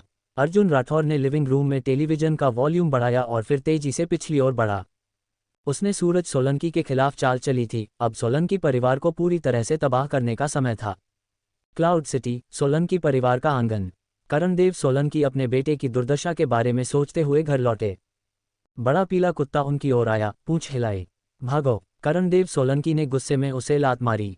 कुत्ता दर्द में कराहता हुआ भाग गया। करणदेव सोलंकी अध्ययन कक्ष में गए। दरवाज़ा खोला, लाइट जलाई और कमरे में अर्जुन राठौर को देखकर उनकी आंखें फैल गईं। अर्जुन राठौर ताइशी कुर्सी पर शान से बैठा था। उसकी सांप जैसी निगाहें करणदेव सोलंकी की रूह तक काम गई। 5 साल पहले तुमने मुझे नहीं मारा, अब तुम्हें पछतावा होना चाहिए। करणदेव सोलंकी पूरी तरह हक्का बक्का रह गया। तुम मूर्ख नहीं बने, नाटक कर रहे थे तुम। जैसे ही उसने अंगरक्षकों को बुलाने की कोशिश की, अर्जुन राठौर ने पेंसिल निकालकर करणदेव सोलंकी के हाथ को जकड़ लिया। आह! करणदेव सोलंकी चीखने लगा, मुंह में कपड़ा ठूंस दिया गया। मेरे सवालों का ईमानदारी से जवाब दो, शायद मैं तुम्हारी तकलीफ थोड़ी कम कर दूं। अर्जुन राठौर के शब्दों से निकलती जानलेवा आभा ने करणदेव सोलंकी के पूरे शरीर के रोंगटे खड़े कर दिए। एपिसोड 12, अर्जुन राठौर और सोलंकी परिवार का विनाश। करणदेव सोलंकी को अच्छे से पता था कि अब उसके पास मजबूरी में सहमति जताने के अलावा कोई विकल्प नहीं बचा था। अर्जुन राठौर ने धीरे से उसका मुंह से गैग हटा दिया और करणदेव सोलंकी अपनी बाह में तीव्र दर्द को सहते हुए निराश स्वर में बोला, सूरज, आपके हाथों मारा गया होगा, है ना? भले ही वह जवाब का अनुमान लगा चुका था, पर अब उसकी आंखों में पुष्टि पाने की ललक थी। तुम्हें क्या लगता है? अर्जुन राठौर ने ठंडे स्वर में कहा। 5 साल पहले तुमने मुझे गाड़ी से कुचलने की कोशिश की, आज भी तुम मुझे मारना चाहते हो। क्या मुझे छुट्टियों में ऐसे किसी को अपने पास रखना चाहिए? अर्जुन राठौर की आवाज़ में कोई दया नहीं थी। शत्रुओं के प्रति दयालु होना अपने प्रति क्रूरता जैसा था। करणदेव सोलंकी ने दर्द से अपनी आंखें बंद कर लीं। 5 साल पहले अर्जुन राठौर मूर्ख बनने का नाटक कर रहा था। उन्हें नर्म नहीं पड़ना चाहिए था, उन्हें उसे खत्म कर देना चाहिए था। अब सोलंकी परिवार का अंत अर्जुन राठौर के हाथों हो चुका था। पूछो, करणदेव सोलंकी ने त्याग की भावना के साथ कहा। अब उसकी मौत लगभग निश्चित थी, इसलिए वह अर्जुन राठौर को अपने पीछे वालों से लड़ने देने के लिए तैयार था। ये निश्चित ही एक भयंकर लड़ाई होगी। क्लाउड सिटी में ठाकुर और मलिक परिवारों के अलावा प्रांतीय शहर के जैन परिवार का असली मालिक कौन है? अर्जुन राठौर का सवाल करणदेव सोलंकी के लिए जैसे बिजली की तरह था। क्या अर्जुन राठौर ने अपने पीछे की ताकतों की इतनी गहराई से पड़ताल कर ली थी? जिसने भी अर्जुन राठौर को मूर्ख कहा, वह खुद सबसे बड़ा मूर्ख साबित हुआ। 5 साल तक उसने केवल मूर्ख बनने का नाटक किया, अपनी असली शक्ति को छुपाया। और अब जब उसने अपनी चाल चल दी तो यह उसके दुश्मनों के लिए एक दुर्स्वप्न बन गया। क्लाउड सिटी में जैन परिवार के जागीरदार असल में ठाकुर और मलिक परिवार ही हैं। लेकिन उनके अलावा जैन परिवार के और भी मालिक हैं जो हमेशा इस परिवार की गतिविधियों पर नज़र रखते हैं। हालांकि मुझे नहीं पता कि वे लोग आमतौर पर कहाँ छिपते हैं। कर्णदेव सोलंकी ने हकलाते स्वर में कहा, मुझे 5 साल पहले तुम्हें मारने का अफसोस है, लेकिन मैं तुम्हें बता दूं, तुम उन्हें हरा नहीं सकते। अर्जुन राठौर कर्णदेव सोलंकी की बातों को अनसुना करता रहा और अपनी जांच जारी रखी। राजधानी में प्रांतीय शहर के जैन परिवार के पीछे कौन बड़ा नामी परिवार है? आप कितना जानते हैं? कर्णदेव सोलंकी ने सिर हिलाया। राजधानी के ताकतवर लोगों के बारे में हमारे पास सीमित जानकारी है। मैंने केवल एक बार राजधानी के एक प्रतिनिधि से मिला था। वह नकाब पहने था, हर कोई उसे युवराज जोशी कहता है। मुझे नहीं पता वह कौन है, लेकिन उसकी शक्ति भयानक है। वे क्लाउड सिटी के गवर्नर की नियुक्ति भी आसानी से तय कर सकते हैं। लेकिन मुझे पता है कि ये लोग केवल शक्तिशाली ही नहीं हैं, वे कुछ और भी खोज रहे हैं। अर्जुन राठौर ने गंभीर स्वर में कहा। कर्णदेव सोलंकी ने अपने जीवन की अंतिम सांस में जो कुछ जानता था वह सब बता दिया। लेकिन कुछ भी यह अर्जुन के लिए पर्याप्त नहीं था। अचानक अर्जुन राठौर ने अपने क्यूई बल का प्रवाह बढ़ाया। कर्णदेव सोलंकी धूल के बादलों में बदल गया, खिड़की से बहकर हवा में बिखर गया। अगले ही पल अर्जुन राठौर भूतिया आकृति में बदलकर सोलंकी परिवार के आंगन से गायब हो गया। प्रांतीय शहर के जैन परिवार की शक्ति की सीमा को समझने के लिए उसे अब सीधे जैन परिवार के दरवाजे पर जाना होगा। अब आगे क्लाउड सिटी में घटनाओं का क्रम। कर्णदेव सोलंकी के भाई और उनका परिवार एक दुखद दुर्घटना में युनशा नदी में गिर गए। उनकी हालत अज्ञात रही। सोलंकी परिवार का एक अन्य सदस्य एक बैठक से लौटते समय 18वीं मंजिल से गिरकर मारा गया। कुछ ही समय बाद पूरे क्लाउड सिटी में कर्णदेव सोलंकी और उनके बेटे के लापता होने की खबर फैल गई। अल्पविराम। क्लाउड सिटी, राठौर परिवार का आंगन। गार्ड कैप्टन अक्षित तिवारी ने अजय राठौर को सूचना दी। अजय राठौर ने गहरी भौहें चढ़ाईं। क्या सोलंकी परिवार रातों रात लगभग नष्ट हो गया है? हाँ, अक्षित तिवारी ने गंभीर स्वर में उत्तर दिया। हमारी खुफिया जानकारी के अनुसार सूरज सोलंकी ने भोज में यंग मास्टर राठौर पर घात लगाने की कोशिश की, लेकिन अंत में उसने खुद ही अपने पैर पर चोट खाए। 5 साल पहले की कार दुर्घटना में भी सोलंकी परिवार का साया था, लेकिन अब कोई सुराग नहीं बचा। अजय राठौर को 5 साल पहले अर्जुन राठौर की कार दुर्घटना के बारे में मोटे तौर पर जानकारी थी। उस समय दुर्घटना को महज शराब पीने की वजह माना गया था, लेकिन अब तथ्य स्पष्ट था, ये सब संयोग नहीं था। इतने कम समय में सोलंकी परिवार को पूरी तरह साफ करना, इसका अर्थ है कि इसमें ग्रैंड मास्टर का हाथ है। लेकिन कब और कैसे? अजय राठौर ने मन ही मन सोचा। अर्जुन राठौर कहाँ है? अजय राठौर ने चिंतित होकर पूछा। 5 साल पहले अर्जुन राठौर ग्रैंड मास्टर बन चुका था। क्या अब उसने सोलंकी परिवार के खिलाफ कार्रवाई कर दी थी? युवा मास्टर राठौर को मिसालिया घर ले आए हैं। वे अब घर पर रहकर आसपास की सुरक्षा संभाल रही हैं। युवा मास्टर कभी बाहर नहीं गए। अक्षित तिवारी ने आत्मविश्वास से उत्तर दिया। अजय राठौर ने लंबी सांस ली। सिंघानिया ग्रुप पर ध्यान दो। जो भी सोलंकी परिवार के खिलाफ चाल चली है, उसका अगला निशाना सिंघानिया परिवार होगा। हालांकि नुकसान हुआ है, लेकिन जब ये बूढ़ा व्यक्ति अपने पीछे सेना के समर्थन के साथ जीवित है, तब तक हमारे पास सुरक्षा है। अच्छी खबर यह भी है कि प्रांतीय शहर में कार्तिक अग्रवाल ने आज युवा स्वामी को पहचान लिया। उन्होंने सिंघानिया ग्रुप के साथ सहयोग का विकल्प चुना, जिससे दबाव कम होगा। आलिया ने अभी अभी कार्तिक अग्रवाल के साथ अनुबंध पर हस्ताक्षर किया था। हालांकि उसने अर्जुन राठौर से शादी करने का मन बना लिया था, पर स्थिति की गंभीरता ने उसे परेशान कर दिया। उसके चेहरे पर शर्म की हल्की लालिमा छा गई। क्लाउड सिटी के कितने ही अमीर युवकों की निगाहें उस पर थीं, लेकिन आज रात उसका दिल केवल अर्जुन राठौर के लिए धड़क रहा था। अल्पविराम। क्लाउड सिटी रॉयल केटीवी में विशाल चौधरी और अन्य अमीर युवक जश्न मना रहे थे। लगभग आधी रात हो गई है, युवा मास्टर सूरज क्यों नहीं आए? 2 घंटे से इंतजार के बाद भी कोई खबर नहीं मिली। एक परिचित ने उन्हें बताया, युवा मास्टर सूरज नहीं आएंगे। कर्णदेव सोलंकी और सूरज सोलंकी गायब हैं। सोलंकी परिवार के सभी मुख्य सदस्य पिछले 1 घंटे में नष्ट हो गए हैं। सोलंकी परिवार अब पूरी तरह समाप्त हो चुका है। एपिसोड 13, रहस्यमय ग्रैंड मास्टर और अर्जुन राठौर की शक्ति। विशाल चौधरी खुद को आश्चर्यचकित होने से रोक नहीं पाया। कुछ ही घंटे पहले वह सूरज सोलंकी के साथ हंसते खिलखिलाते समय बातचीत कर रहा था, और अब इतनी जल्दी सूरज सोलंकी गायब। अन्य लोग शायद नहीं जानते थे कि सूरज सोलंकी कहाँ गया था, लेकिन विशाल चौधरी के लिए यह स्पष्ट था कि सूरज सोलंकी अर्जुन राठौर को मारने गया था। अर्जुन राठौर के सामने सूरज सोलंकी का अचानक गायब होना और फिर कर्णदेव सोलंकी का भी लापता होना, ये सब किसी संयोग में कैसे हो सकता था? एकमात्र संभावना ये थी कि अर्जुन राठौर की नींद से जागने की ताकत ने पूरा सोलंकी परिवार हिला दिया होगा। यह विचार आते ही विशाल चौधरी को रीढ़ में ठंडक महसूस हुई। अजय राठौर के दत्तक पुत्र और पोते के रूप में विशाल चौधरी और उनके पिता अंशुल चौधरी हमेशा राठौर परिवार की संपत्ति पर नजर रखते थे। लेकिन अगर अर्जुन राठौर जाग गया तो यह निश्चित था कि उसे कोई नहीं बख्शेगा। क्या तुम्हें पता है कि यह किसने किया? विशाल चौधरी ने हिचकिचाते हुए पूछा। सोलंकी परिवार के एक परिचित ने लंबी सांस लेते हुए कहा, हमारे पास कोई सीधा सुराग नहीं है, लेकिन परिवार के मुखिया के अध्ययन कक्ष में छोड़ा गया एक पत्र बताता है कि करणदेव सोलंकी ने वर्षों पहले एक ग्रैंड मास्टर स्तर की महिला विशेषज्ञ को चुराया था। अब वही व्यक्ति बदला लेने के लिए लौटा है। उसका नाम विक्रम राठौर है। विक्रम राठौर। विशाल चौधरी को सुनकर पहले थोड़ी राहत मिली, फिर उसकी आंखें उत्साह से चमक उठीं। क्लाउड सिटी में एक और ग्रैंड मास्टर स्तर का विशेषज्ञ। यदि वह इस शक्ति को खरीद ले और पुराने सोलंकी परिवार के रहस्य को बाहर ला सके तो भविष्य की सारी चिंताएं खत्म हो सकती थीं। विशाल चौधरी की प्रारंभिक चिंता अब उम्मीद और अवसर में बदल गई। सोलंकी परिवार का विनाश उसके लिए एक झटका था, लेकिन साथ ही यह एक सुनहरा अवसर भी था। अब आगे आलिया और अर्जुन राठौर का मिलन। सोलंकी परिवार के मामले निपटने के बाद अर्जुन राठौर घर लौट आया। थोड़ी देर बाद आलिया भी घर पहुंची। अर्जुन राठौर को सुरक्षित और स्वस्थ देखकर आलिया ने आखिरकार राहत की सांस ली। विला में कदम रखते ही आलिया ने सोलंकी परिवार की घटनाओं के बारे में पहले ही सुन लिया था। अर्जुन, तुम्हें पता है, जो सूरज सोलंकी तुम्हें धमका रहा था वह अब तुम्हें परेशान नहीं कर पाएगा। आलिया को संदेह था, सिर्फ एक भोज में धमकी देने वाला सूरज सोलंकी और 1 घंटे के भीतर पूरा सोलंकी परिवार नष्ट। ये केवल संयोग हो सकता था। आलिया ने दरवाजे पर खड़े अपने अंगरक्षक से पूछताछ की। तब उसे पता चला कि अर्जुन राठौर पूरे समय विला के अंदर ही था। यदि यह अर्जुन राठौर नहीं था तो रहस्यमय ग्रैंड मास्टर विक्रम राठौर कौन था? और इतनी सटीक कार्रवाई क्यों की गई? बहुत अच्छा, अब कोई भी मेरी पत्नी के लिए मुझसे नहीं लड़ेगा, अर्जुन राठौर ने उत्साह से कहा। वह आलिया की गर्दन को गले लगाने के लिए हाथ बढ़ा रहा था। आलिया तैयार थी, लेकिन जब उसने अर्जुन राठौर की मजबूत मर्दाना गंध को महसूस किया तो हल्की घबराहट भी हुई।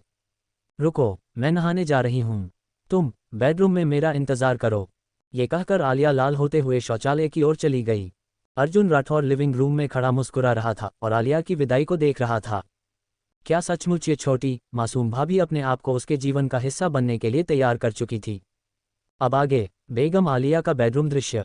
5 मिनट बाद आलिया गुलाबी सेक्सी नाइट गाउन पहने बेडरूम में दाखिल हुई। अर्जुन राठौर पहले से ही बिस्तर पर बैठा आज्ञाकारी ढंग से इंतजार कर रहा था। आलिया पत्नी, क्या मैं अच्छा व्यवहार कर रहा हूँ? अर्जुन राठौर ने गंभीर चेहरा बनाकर आलिया को देखा। आलिया उसकी मासूम शक्ल देखकर मुस्कुराए। पति, सबसे अच्छा। बेचारी अर्जुन राठौर, जो कभी स्वर्ग का गौरव था, अब शायद अपनी मासूमियत में उलझा हुआ था। आलिया ने शर्म पर काबू पाकर धीरे से बिस्तर पर लेटकर उसे गले लगा लिया। पति, आओ। अर्जुन राठौर ने आलिया को देखा, जो घबराई हुई और शर्मीली थी। उसे यह मनोरंजक लगा और जानबूझकर पूछा, आलिया पत्नी, किस लिए आए हो? आलिया ने हल्की शर्मिंदगी के साथ कहा, हम साथ सोएंगे और फिर मैं तुम्हारे लिए एक गोलमटोल बच्चा पैदा करूंगी। लेकिन अर्जुन राठौर ने मासूम आंखों से देखा और केवल कहा, क्या हम अभी सो नहीं रहे हैं? आलिया शर्मिंदा और परेशान थी। वह सोच रही थी, क्या अर्जुन राठौर जानबूझकर उसे चुनौती दे रहा है? तो फिर हमें कैसे सोना चाहिए? एपिसोड 14, अर्जुन राठौर और आलिया का आरंभिक बंधन। यह इस तरह होना चाहिए, धीरे धीरे चलो, पहले अपने कपड़े उतारो, ओह माय। हाँ। आलिया के चरण दर चरण मार्गदर्शन में धीरे धीरे कमरे में उन ध्वनियों की भरमार होने लगी जिन्हें बच्चों के लिए अनुपयुक्त कहा जाता। जैसे ही यिन और यांग का मिलन हुआ, स्वर्ग और पृथ्वी का संगम हुआ, आलिया की आंख के कोने से एक आंसू साइलेंटली बह निकला। उसने मन ही मन सोचा, हे पूर्वजों, मैं आलिया आपको निराश नहीं कर पाए। मैं अब भी राठौर परिवार की बहू हूँ। हालांकि यह पहले की तरह क्यूई लैंग नहीं था, फिर भी यह राठौर परिवार की वैध वंशावली का अर्जुन राठौर था। उन दोनों की गतिविधियों से एक गर्म, शक्तिशाली धारा ने उनके शरीर को छू लिया। अर्जुन राठौर में मार्शल आर्ट क्यूई एक टिमटिमाती लौ की तरह फड़फड़ रही थी, तेजी से उसकी शक्ति को शिखर तक ले जा रही थी, लगभग अगले स्तर में प्रवेश करने के लिए तैयार। गर्म धारा ने आलिया को भी पोषित किया और उसके भीतर शक्ति धीरे धीरे संचित हो रही थी, जैसे वह मार्शल आर्ट क्यूई उत्पन्न करने के कगार पर हो। अर्जुन राठौर की कोमल लेकिन दृढ़ गतिविधियों के चलते आलिया को समुद्र की तरह महसूस हुआ, कभी लहर की चोटी पर, कभी गहरे पानी में डूबती। ये सिलसिला घंटों तक चलता रहा। खिड़की के बाहर चांदनी भी इस दृश्य से शर्माकर बादलों के पीछे छिप गई। विला के बाहर राठौर परिवार और सिंघानिया परिवार के अंगरक्षक भीतर से आने वाली आवाजें सुनकर मुस्कुराए। यद्यपि युवा स्वामी मूर्ख बन गया है, फिर भी उसका जोश पहले जैसा ही है। हो हा, मिस आलिया सचमुच भाग्यशाली होंगी। यदि युवा स्वामी जल्दी ही होश में आ जाए तो मिस आलिया और युवा स्वामी एकदम सही जोड़ी बनेंगे। अब आगे सब कुछ शांत होने के बाद आलिया अर्जुन राठौर की बाहों में गहरी नींद में सो गई। अर्जुन राठौर भी नाजुक आलिया को देख तरोताज़ा और उत्साहित महसूस कर रहा था। उसके दिल में एक तार सा हिल गया। इस क्षण से आलिया उसकी महिला थी। भविष्य में किसी को भी उसे चोट पहुंचाने की अनुमति नहीं थी, थोड़ी भी नहीं। अर्जुन राठौर ने आलिया को अपनी स्त्री बनाने का निर्णय कई कारणों से लिया था। पहला, सातों सुंदर भाभियों ने घोषणा कर दी थी कि वे उससे विवाह करेंगी, उन्हें अस्वीकार करना मूर्खता होगी। दूसरा, अर्जुन राठौर की शक्ति अभी पर्याप्त नहीं थी। आलिया के साथ मिलकर वह कम समय में अपनी शक्ति बढ़ाने के लिए पर्याप्त गर्मधाराएं प्राप्त कर सकता था। राठौर परिवार की स्थिति खतरनाक थी, लगभग समाप्त हो चुकी थी। केवल अर्जुन राठौर ही इसे पुनर्जीवित और सुरक्षित कर सकता था। इसलिए शक्ति बढ़ाने का ये सबसे उत्तम समय था। अब आगे आलिया के आलिंगन में अर्जुन राठौर की शक्ति वृद्धि। अर्जुन राठौर ने बिस्तर पर पालथी मारकर बैठा और तेजी से अपने शरीर में मार्शल आर्ट क्यूई का संचार करने लगा। उसकी आंखों में गहरी गहराई झलक रही थी। राजधानी के युवराज जोशी, हिम्मत है तुम में मेरे राठौर परिवार के खिलाफ जाने की, कोई भी बच नहीं पाएगा। अब आगे जैन परिवार और क्लाउड सिटी की राजनीति। प्रांतीय शहर फूलों की राजधानी में जैन परिवार की हवेली जगमगा रही थी। मुखिया हर्षित जैन मेज के शीर्ष पर बैठा, उसका चेहरा गुस्से से काला पड़ गया। क्या कार्तिक अग्रवाल पागल हो गया है? राठौर परिवार पहले से ही निशाने पर है और किसी भी समय उनका सफाया हो सकता है। फिर भी कार्तिक अग्रवाल ने सिंघानिया ग्रुप के साथ सहयोग किया। क्या वह मौत चाहता है? आज बहुत कुछ हुआ था। राठौर परिवार का पतन, जुवान यूफेई की सगाई टूटना।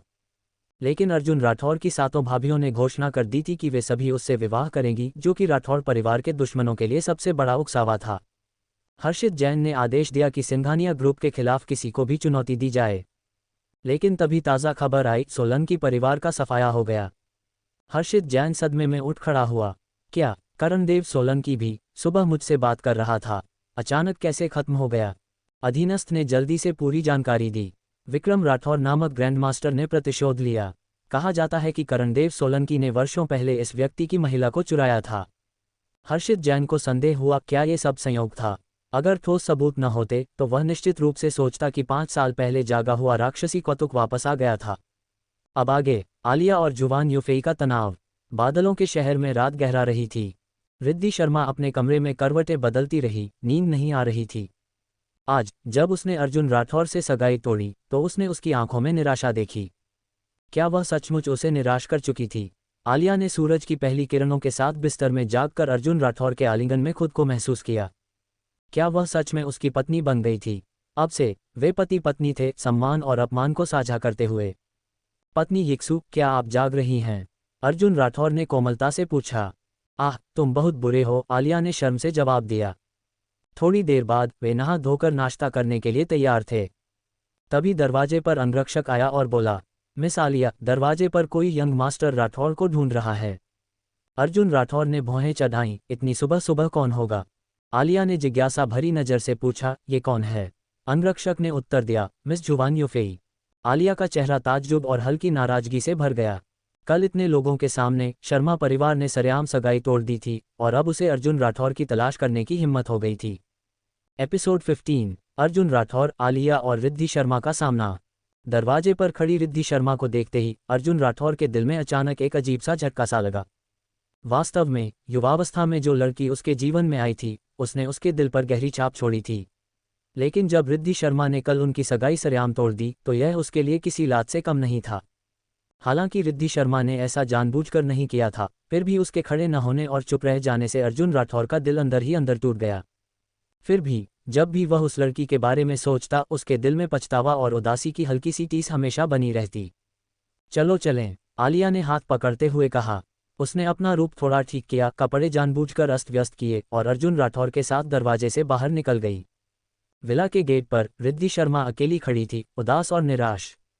अर्जुन राठौर और आलिया को इतने आत्मीयता से बाहर निकलते देख उसके दिल में अचानक एक तेज दर्द उठा।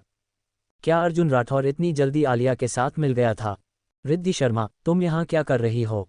क्या तुमने कल ही अर्जुन राठौर के साथ अपनी सगाई तोड़ दी थी? क्या तुम मेरे आदमी का फिर से मजाक उड़ाना चाहती हो? आलिया की आंखों में नाराजगी थी। शर्मा परिवार का चेहरा हमेशा आदर और सम्मान का प्रतीक था। फिर भी कल सरेआम सगाई तोड़ने के बाद अब भी अर्जुन राठौर को परेशान करना चाहती थी। रिद्धि शर्मा ने आलिया की तीखी बातों का कोई जवाब नहीं दिया। उसने सिर झुका लिया और अर्जुन राठौर की ओर प्यार भरी नजरों से देखा। भाई अर्जुन, मैं माफ़ी मांगने आई थी। कल मैं जो चाहती थी वह नहीं हुआ। ये मेरे चाचा का फैसला था। उसकी आवाज़ में हिचक थी, आंखों में आंसू चमक रहे थे। अंदर ही अंदर रिद्धि शर्मा सचमुच अर्जुन राठौर से प्यार करती थी, लेकिन उसका स्वभाव कोमल था और चाचा के दबाव ने उसे मजबूर कर दिया था। तभी अचानक एक मर्सिडीज गाड़ी आकर रुकी। विनय मलिक कार से उतरे और रिद्धि शर्मा को गुलाबों का गुलदस्ता देते हुए धीरे से बोले। रिद्धि शर्मा स्तब्ध रह गई। वह माफ़ी मांगने आई थी, लेकिन विनय मलिक का अचानक आना उसे चौंका गया। सुनिश्चित था कि यह सब उसका चाचा ऑर्केस्ट्रेट कर रहा था। रिद्धि शर्मा, क्या यही तुम्हारी माफ़ी है? तुम माफ़ी मांगने आए हो या अपना प्यार दिखाने? आलिया ने गुस्से में कहा। फिर उसने अर्जुन राठौर की ठोड़ी उठाई और उसके होठों पर चुंबन दे दिया। यह एक स्पष्ट घोषणा थी, अर्जुन राठौर अब आलिया का था। रिद्धि शर्मा को ऐसा लगा जैसे उसका दिल टूट गया हो। क्या वे इतनी जल्दी एक दूसरे के करीब आ गए थे? अर्जुन राठौर ने भी रिद्धि शर्मा के माफ़ी के कदम को देखा और थोड़ा तसल्ली महसूस की, लेकिन विनय मलिक को देखकर उसका गुस्सा भी बढ़ गया। अर्जुन राठौर पहले ही जान चुका था कि क्लाउड सिटी में मलिक परिवार और जैन परिवार उसके और राठौर परिवार के दुश्मन थे। रिद्धि शर्मा ने मुझसे नाता तोड़ लिया, लेकिन वह खुद दुश्मन की बाहों में चली गई, यह अर्जुन राठौर को बिल्कुल मंजूर नहीं था। हे राजकुमारी ह्यू, अगर आप मेरी पत्नी नहीं बनेंगी तो मेरी 7 खूबसूरत भाभियां हैं और वे आपसे भी अधिक सुंदर हैं। अर्जुन राठौर ने जानबूझकर गिनती की, ये दिखाने के लिए कि अगर रिद्धि शर्मा उसके साथ नहीं होगी तो उसकी 7 अन्य भाभियां उसके साथ रहेंगी।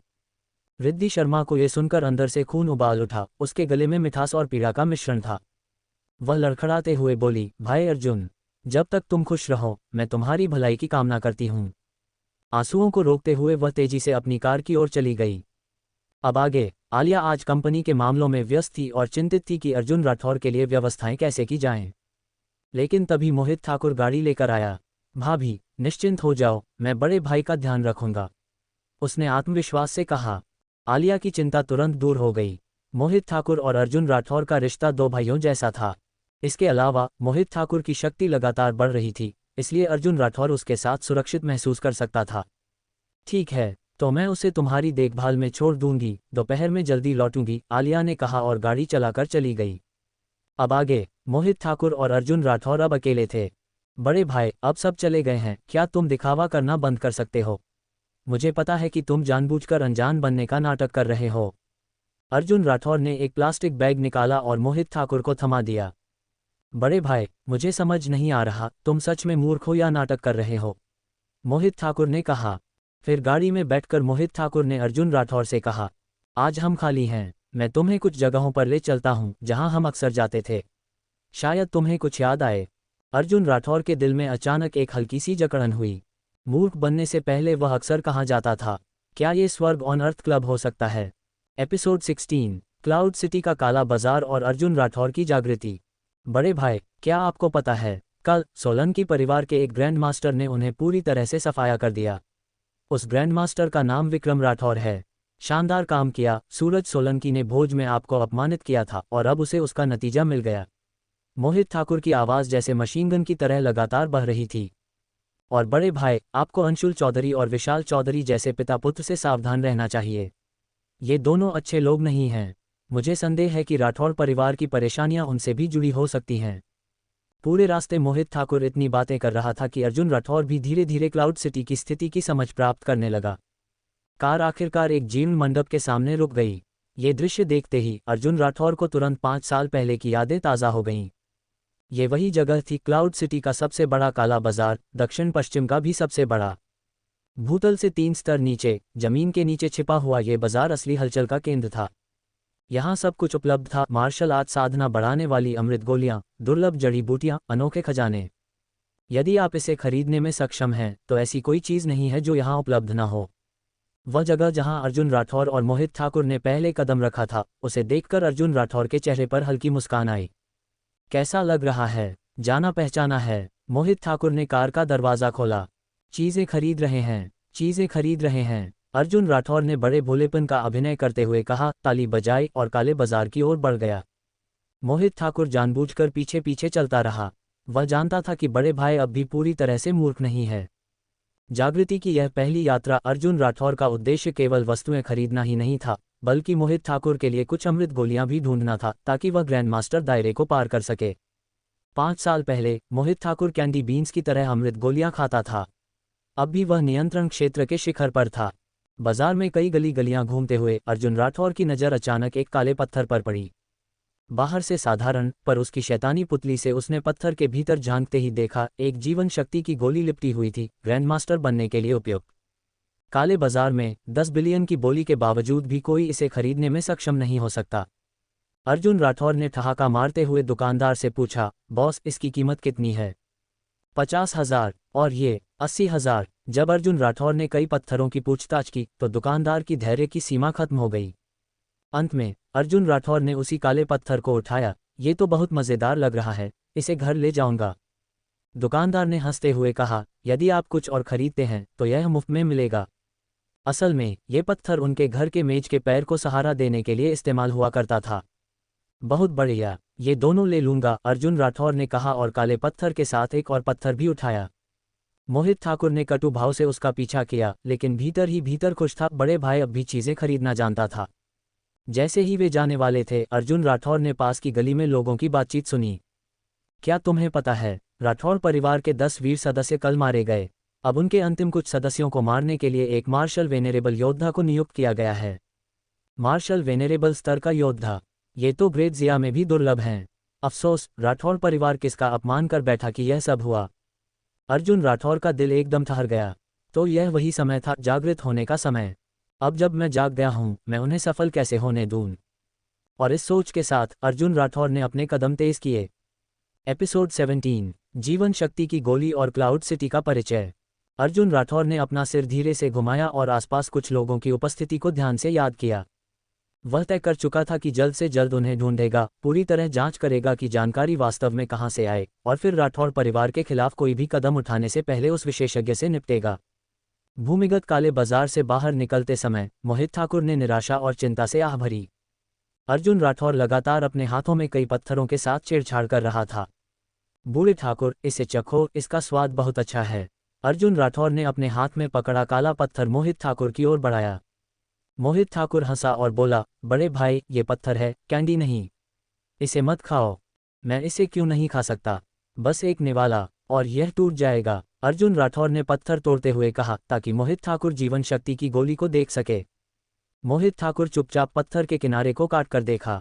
दरार, और उसके भीतर जीवन शक्ति की गोली। वह तेजी से अपने मुंह से पत्थर के टुकड़े हटाकर उसे गौर से देखने लगा। जीवन शक्ति की गोली, ऊपर स्वर्ग। उसकी आंखें फैल गईं। ये गोली ग्रैंडमास्टर या यहाँ तक कि मार्शल वेनेरेबल स्तर तक पहुँचने में मदद कर सकती थी। यह अमृत इतनी दुर्लभ थी कि बाजार में इसकी कीमत 50 अरब तक पहुंच चुकी थी और इसे खरीदना असंभव था। अब ये गोली सीधे अर्जुन राठौर के हाथ में थी। मोहित ठाकुर ने हैरानी और सम्मान के मिश्रित भाव में कहा, बड़े भाई, इस गोली के साथ मैं जल्द ही ग्रैंडमास्टर दायरे को पार कर पाऊंगा। फिर मैं और भी ताकतवर होकर आपकी सुरक्षा कर सकूंगा। अर्जुन राठौर ने अंदर ही अंदर मुस्कुराया। उसने अब सब कुछ व्यवस्थित कर लिया था। मोहित ठाकुर के बढ़ते बल के साथ खुद के लिए भी सुरक्षा सुनिश्चित हो गई थी। जैसे ही दोनों घर लौट रहे थे, अर्जुन राठौर का फोन बजा। डॉक्टर, ये क्या आप आज भोजन पर उपलब्ध हैं? मैं आपको कुछ लोगों से मिलवाना चाहता हूँ। कार्तिक अग्रवाल की आवाज़ थी। अर्जुन राठौर ने मुस्कुराते हुए जवाब दिया, दोपहर का भोजन?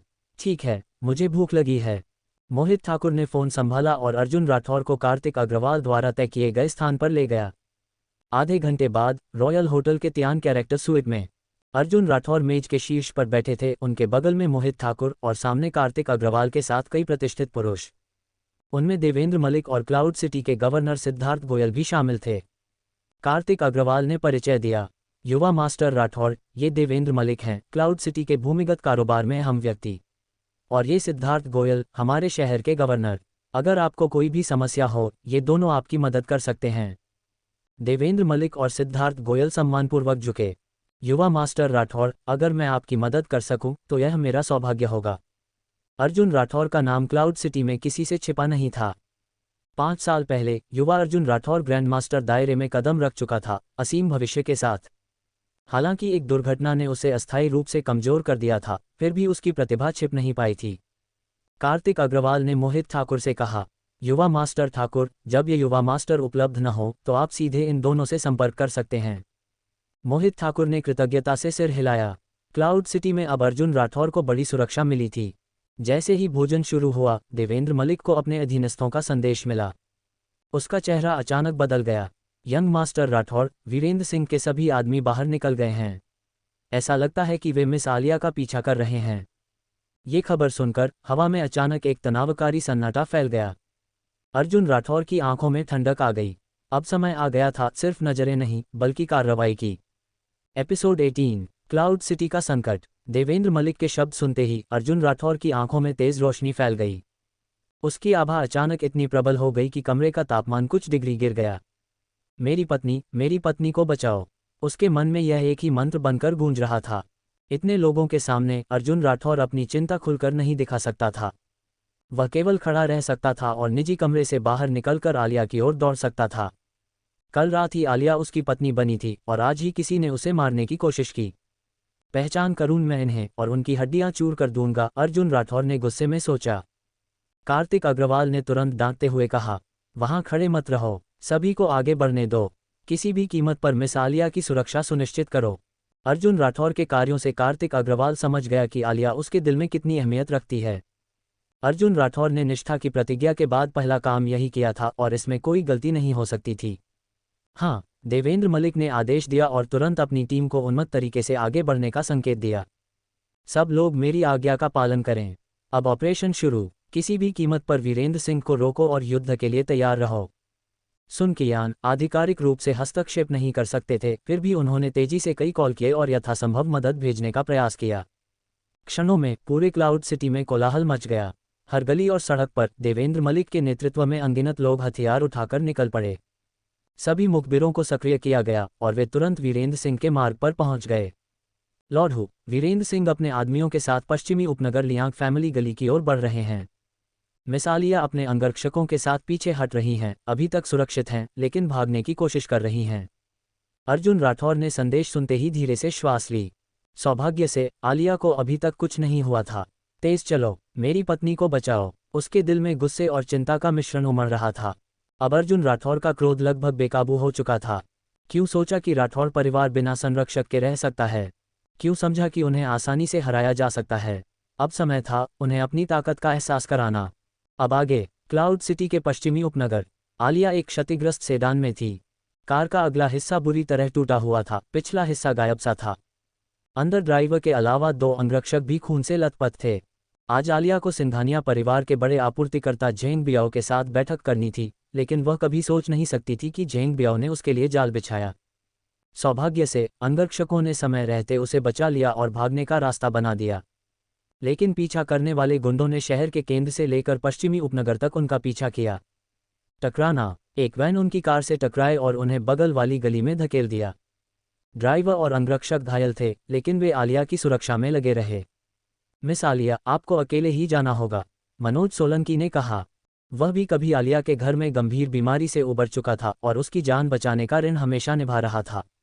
आलिया ने दृढ़ निश्चय से कहा, सावधान, कोई भी कदम यूं ही मत उठाओ। उसकी आंखों में अब निडरता और साहस चमक रहा था। उसने अर्जुन राठौर से शादी कर ली थी और अब वह किसी को भी अपने ऊपर उंगली उठाने की अनुमति नहीं देगी। यदि मरना पड़े तो भी वह अपने दुश्मनों को उसे पकड़कर अर्जुन राठौर के खिलाफ इस्तेमाल नहीं करने देगी। अब आगे मनोज सोलंकी और उसके 2 अंगरक्षक घायल थे, लेकिन वे तीनों छुरियों के साथ अडिग खड़े थे। उनकी आभा और साहस ने पीछा कर रहे दर्जनों गुंडों को डराकर पीछे हटा दिया। क्या तुम सच में सोचते हो कि हम तीनों 100 आदमियों का सामना नहीं कर पाएंगे? पीछा करने वाला नेता दहशत में थम गया। अगर तुम मिस आलिया पर हमला करना चाहते हो तो कोशिश करो। मनोज सोलंकी की आंखों में भयंकर चमक थी। उनका साहस इतना अद्भुत था कि गली में मौजूद सभी लोग स्तब्ध रह गए। मनोज सोलंकी का उद्देश्य स्पष्ट था, आलिया को सुरक्षित निकालना। यदि उसे सुरक्षित निकाल दिया गया, भले ही वे खुद मर जाएं, उसे कोई पछतावा नहीं होगा। लेकिन तभी पीछे से कुछ कदमों की आवाज आई। मनोज सोलंकी ने मुड़कर देखा और चौंक गया। वहां आलिया खड़ी थी। मिस आलिया, आप वापस क्यों आईं? आलिया की आंखों में निर्भीकता झलक रही थी। बाहर कोई रास्ता नहीं है, अंत है। उसके सामने सैकड़ों गुंडों की घेराबंदी और पीछे मृत अंत। आज की रात किसी भी नजरिए से देखें, मौत निश्चित थी। लेकिन आलिया ने शांत स्वर में कहा, अब मेरी चिंता मत करो, तुम सब जाओ। मनोज सोलंकी और उसके 2 अंगरक्षक थोड़ी देर के लिए स्तब्ध रह गए, फिर उन्होंने निर्णय लिया। बूढ़े मो, जियोताओ, मिस आलिया की रक्षा करो। हम पीछे से उन्हें सुरक्षित निकालेंगे, भले ही खुद पीछे रह जाएं। तीनों रक्तरंजित शूरवीर मृत्यु को चुनौती देते हुए आगे बढ़े। गली में उनका साहस एक अद्वितीय नायकत्व का प्रदर्शन था। दृश्य कुछ समय के लिए भयानक और रोमांचक दोनों था, साहस और खतरे का संगम। एपिसोड 19, नायक की आगमन। आप क्या फालतू कर रहे हैं? गली में ये कठोर फटकार सुनते ही वहां खड़े सभी गुंडों के होश उड़ गए। दरवाजे से प्रवेश करते ही एक मध्यम आयु वर्ग का आदमी दिखाई दिया, जिसके हाथ पर भेड़िए का सिर उकेरा हुआ था। उसके पीछे कई लोग खड़े थे और उसका हर कदम गंभीरता और शक्ति का प्रतीक लग रहा था। यह कोई और नहीं बल्कि क्लाउड सिटी के अंडरवर्ल्ड का प्रमुख वीरेंद्र सिंह था। सिर्फ 3 आदमी और तुम सब खड़े रहकर क्या सोच रहे हो? उनकी हत्या का इंतजार कर रहे हो? वीरेंद्र सिंह ने अपने आदमियों को डांटा। बड़े अधिकारियों ने कहा है, आज ही मिस आलिया को मारो, जिंदा हो या मुर्दा। चलो काम शुरू करो। वह हाथ में तलवार उठाकर सीधे मनोज सोलंकी की ओर बढ़ा। बॉस को खुद लड़ाई में उतरते देख उसके आदमियों ने भी हिम्मत जुटाई और उन्मत्त होकर चिल्लाए, मारो। मनोज सोलंकी बहादुर था, लेकिन केवल 3 आदमी थे। भीड़ के दबाव में वह गिर सकता था और अब उसके सामने आलिया पूरी तरह से शिकार की तरह घिरी हुई थी। वीरेंद्र सिंह ने लालच भरी नजरों से आलिया को देखा। कहते हैं मिस आलिया क्लाउड सिटी की सबसे खूबसूरत महिला है और ये बेवकूफ़ उस पर फिदा हो गया। मिस आलिया, क्या आप मेरे साथ एक शानदार रात बिताना चाहेंगी? मैं त्वरित अंत की गारंटी देता हूँ। आलिया ने तलवार उठाए और अपने सामने रखते हुए कहा, मत, और पास भी मत आओ। मेरे सिर के बाल तक को छूने की कोशिश मत करना। मरने के बाद भी मैं तुम्हें फ़ायदा नहीं उठाने दूंगी। कल रात अर्जुन राठौर के साथ बिताए समय की गर्मजोशी ने आलिया के भीतर अद्भुत शक्ति भर दी थी। उसके हाथ में तलवार थी और वह अब डरती नहीं थी। छोटी बच्ची, ऐसे समय में भी सख्त व्यवहार कर रही हो। वीरेंद्र सिंह के एक छोटे गुंडे ने मौका देखकर आलिया पर हमला किया, लेकिन जैसे ही वह करीब गया, आलिया की तलवार ने उसकी उंगलियां काट दीं। हिस, भीड़ में स्तब्धता फैल गई। खुफिया रिपोर्ट में आलिया के मार्शल आर्ट्स जानने का कोई उल्लेख नहीं था, लेकिन उसकी चाल में इतनी निपुणता थी कि कोई भी पल में हैरान हो गया। आलिया खुद भी चकित थी। मैं इसे कब सीखी, उसने सोचा। पर कल रात अर्जुन राठौर की गर्मजोशी से उसका शरीर इतना मजबूत हो गया था कि यह सब सहज लग रहा था। लेकिन अचानक एक परिचित आवाज गली में गूंजी, पत्नी, डरो मत, मैं तुम्हें बचाने आया हूँ। आलिया की आंखें खुली और वह विश्वास नहीं कर पाए। मोटरसाइकिल की गर्जना के साथ एक आदमी गली में प्रवेश किया। यह कोई और नहीं बल्कि अर्जुन राठौर था। मोटरसाइकिल की रफ्तार, क्रोध और शक्ति, सब कुछ अविश्वसनीय था। गुंडे हिल गए, तलवारें उनकी ओर उड़ गईं, लेकिन अर्जुन राठौर ने माहौल पर नियंत्रण रखा। एक अद्भुत 360 डिग्री टेल स्विंग के साथ उसने हमला करने वाले सभी गुंडों को पीछे धकेल दिया। फिर अर्जुन राठौर सीधे आलिया की ओर बढ़ा। उसने उसे अपने बाहों में कसकर पकड़ लिया, जैसे कोई स्वर्गीय देवता अवतरित हुआ हो। आलिया, मेरी पत्नी, तुमने मुझे मौत के डर से भर दिया। बहुत अच्छी हो कि तुम ठीक हो। आलिया की आंखों से फीकी हुई रोशनी फिर से जाग उठी। उसके भीतर आत्मविश्वास, सुरक्षा और सच्चा प्रेम महसूस हुआ। पति, तुम जाग गए हो, है ना? उसने खुशी से कहा और उसके गालों को पकड़ा। अब आलिया को यकीन था अर्जुन राठौर ही उसका हीरो था, और इस पल राठौर परिवार के लिए सबसे मजबूत आशा का प्रतीक बन गया। एपिसोड 20, हुआ नायक। अर्जुन राठौर वास्तव में आलिया को बताना चाहता था कि वह पहले ही जाग चुका है, लेकिन असली दुश्मनों की पूरी जांच पड़ताल से पहले उसे अभी भी मूर्खता का नाटक करना था। उसे इस खेल को जारी रखना था। गली के प्रवेश द्वार पर देवेंद्र मलिक और कार्तिक अग्रवाल पहले ही बड़ी संख्या में लोगों के साथ पहुंच चुके थे। उन्होंने जगह घेर ली थी और जल्दी ही वीरेंद्र सिंह के आदमियों को पकड़ लिया। वीरेंद्र सिंह का चेहरा आश्चर्य और क्रोध से सफ़ेद पड़ गया। जल्दी मेरे साथ आओ, इन्हें मार डालो, सबको मार डालो।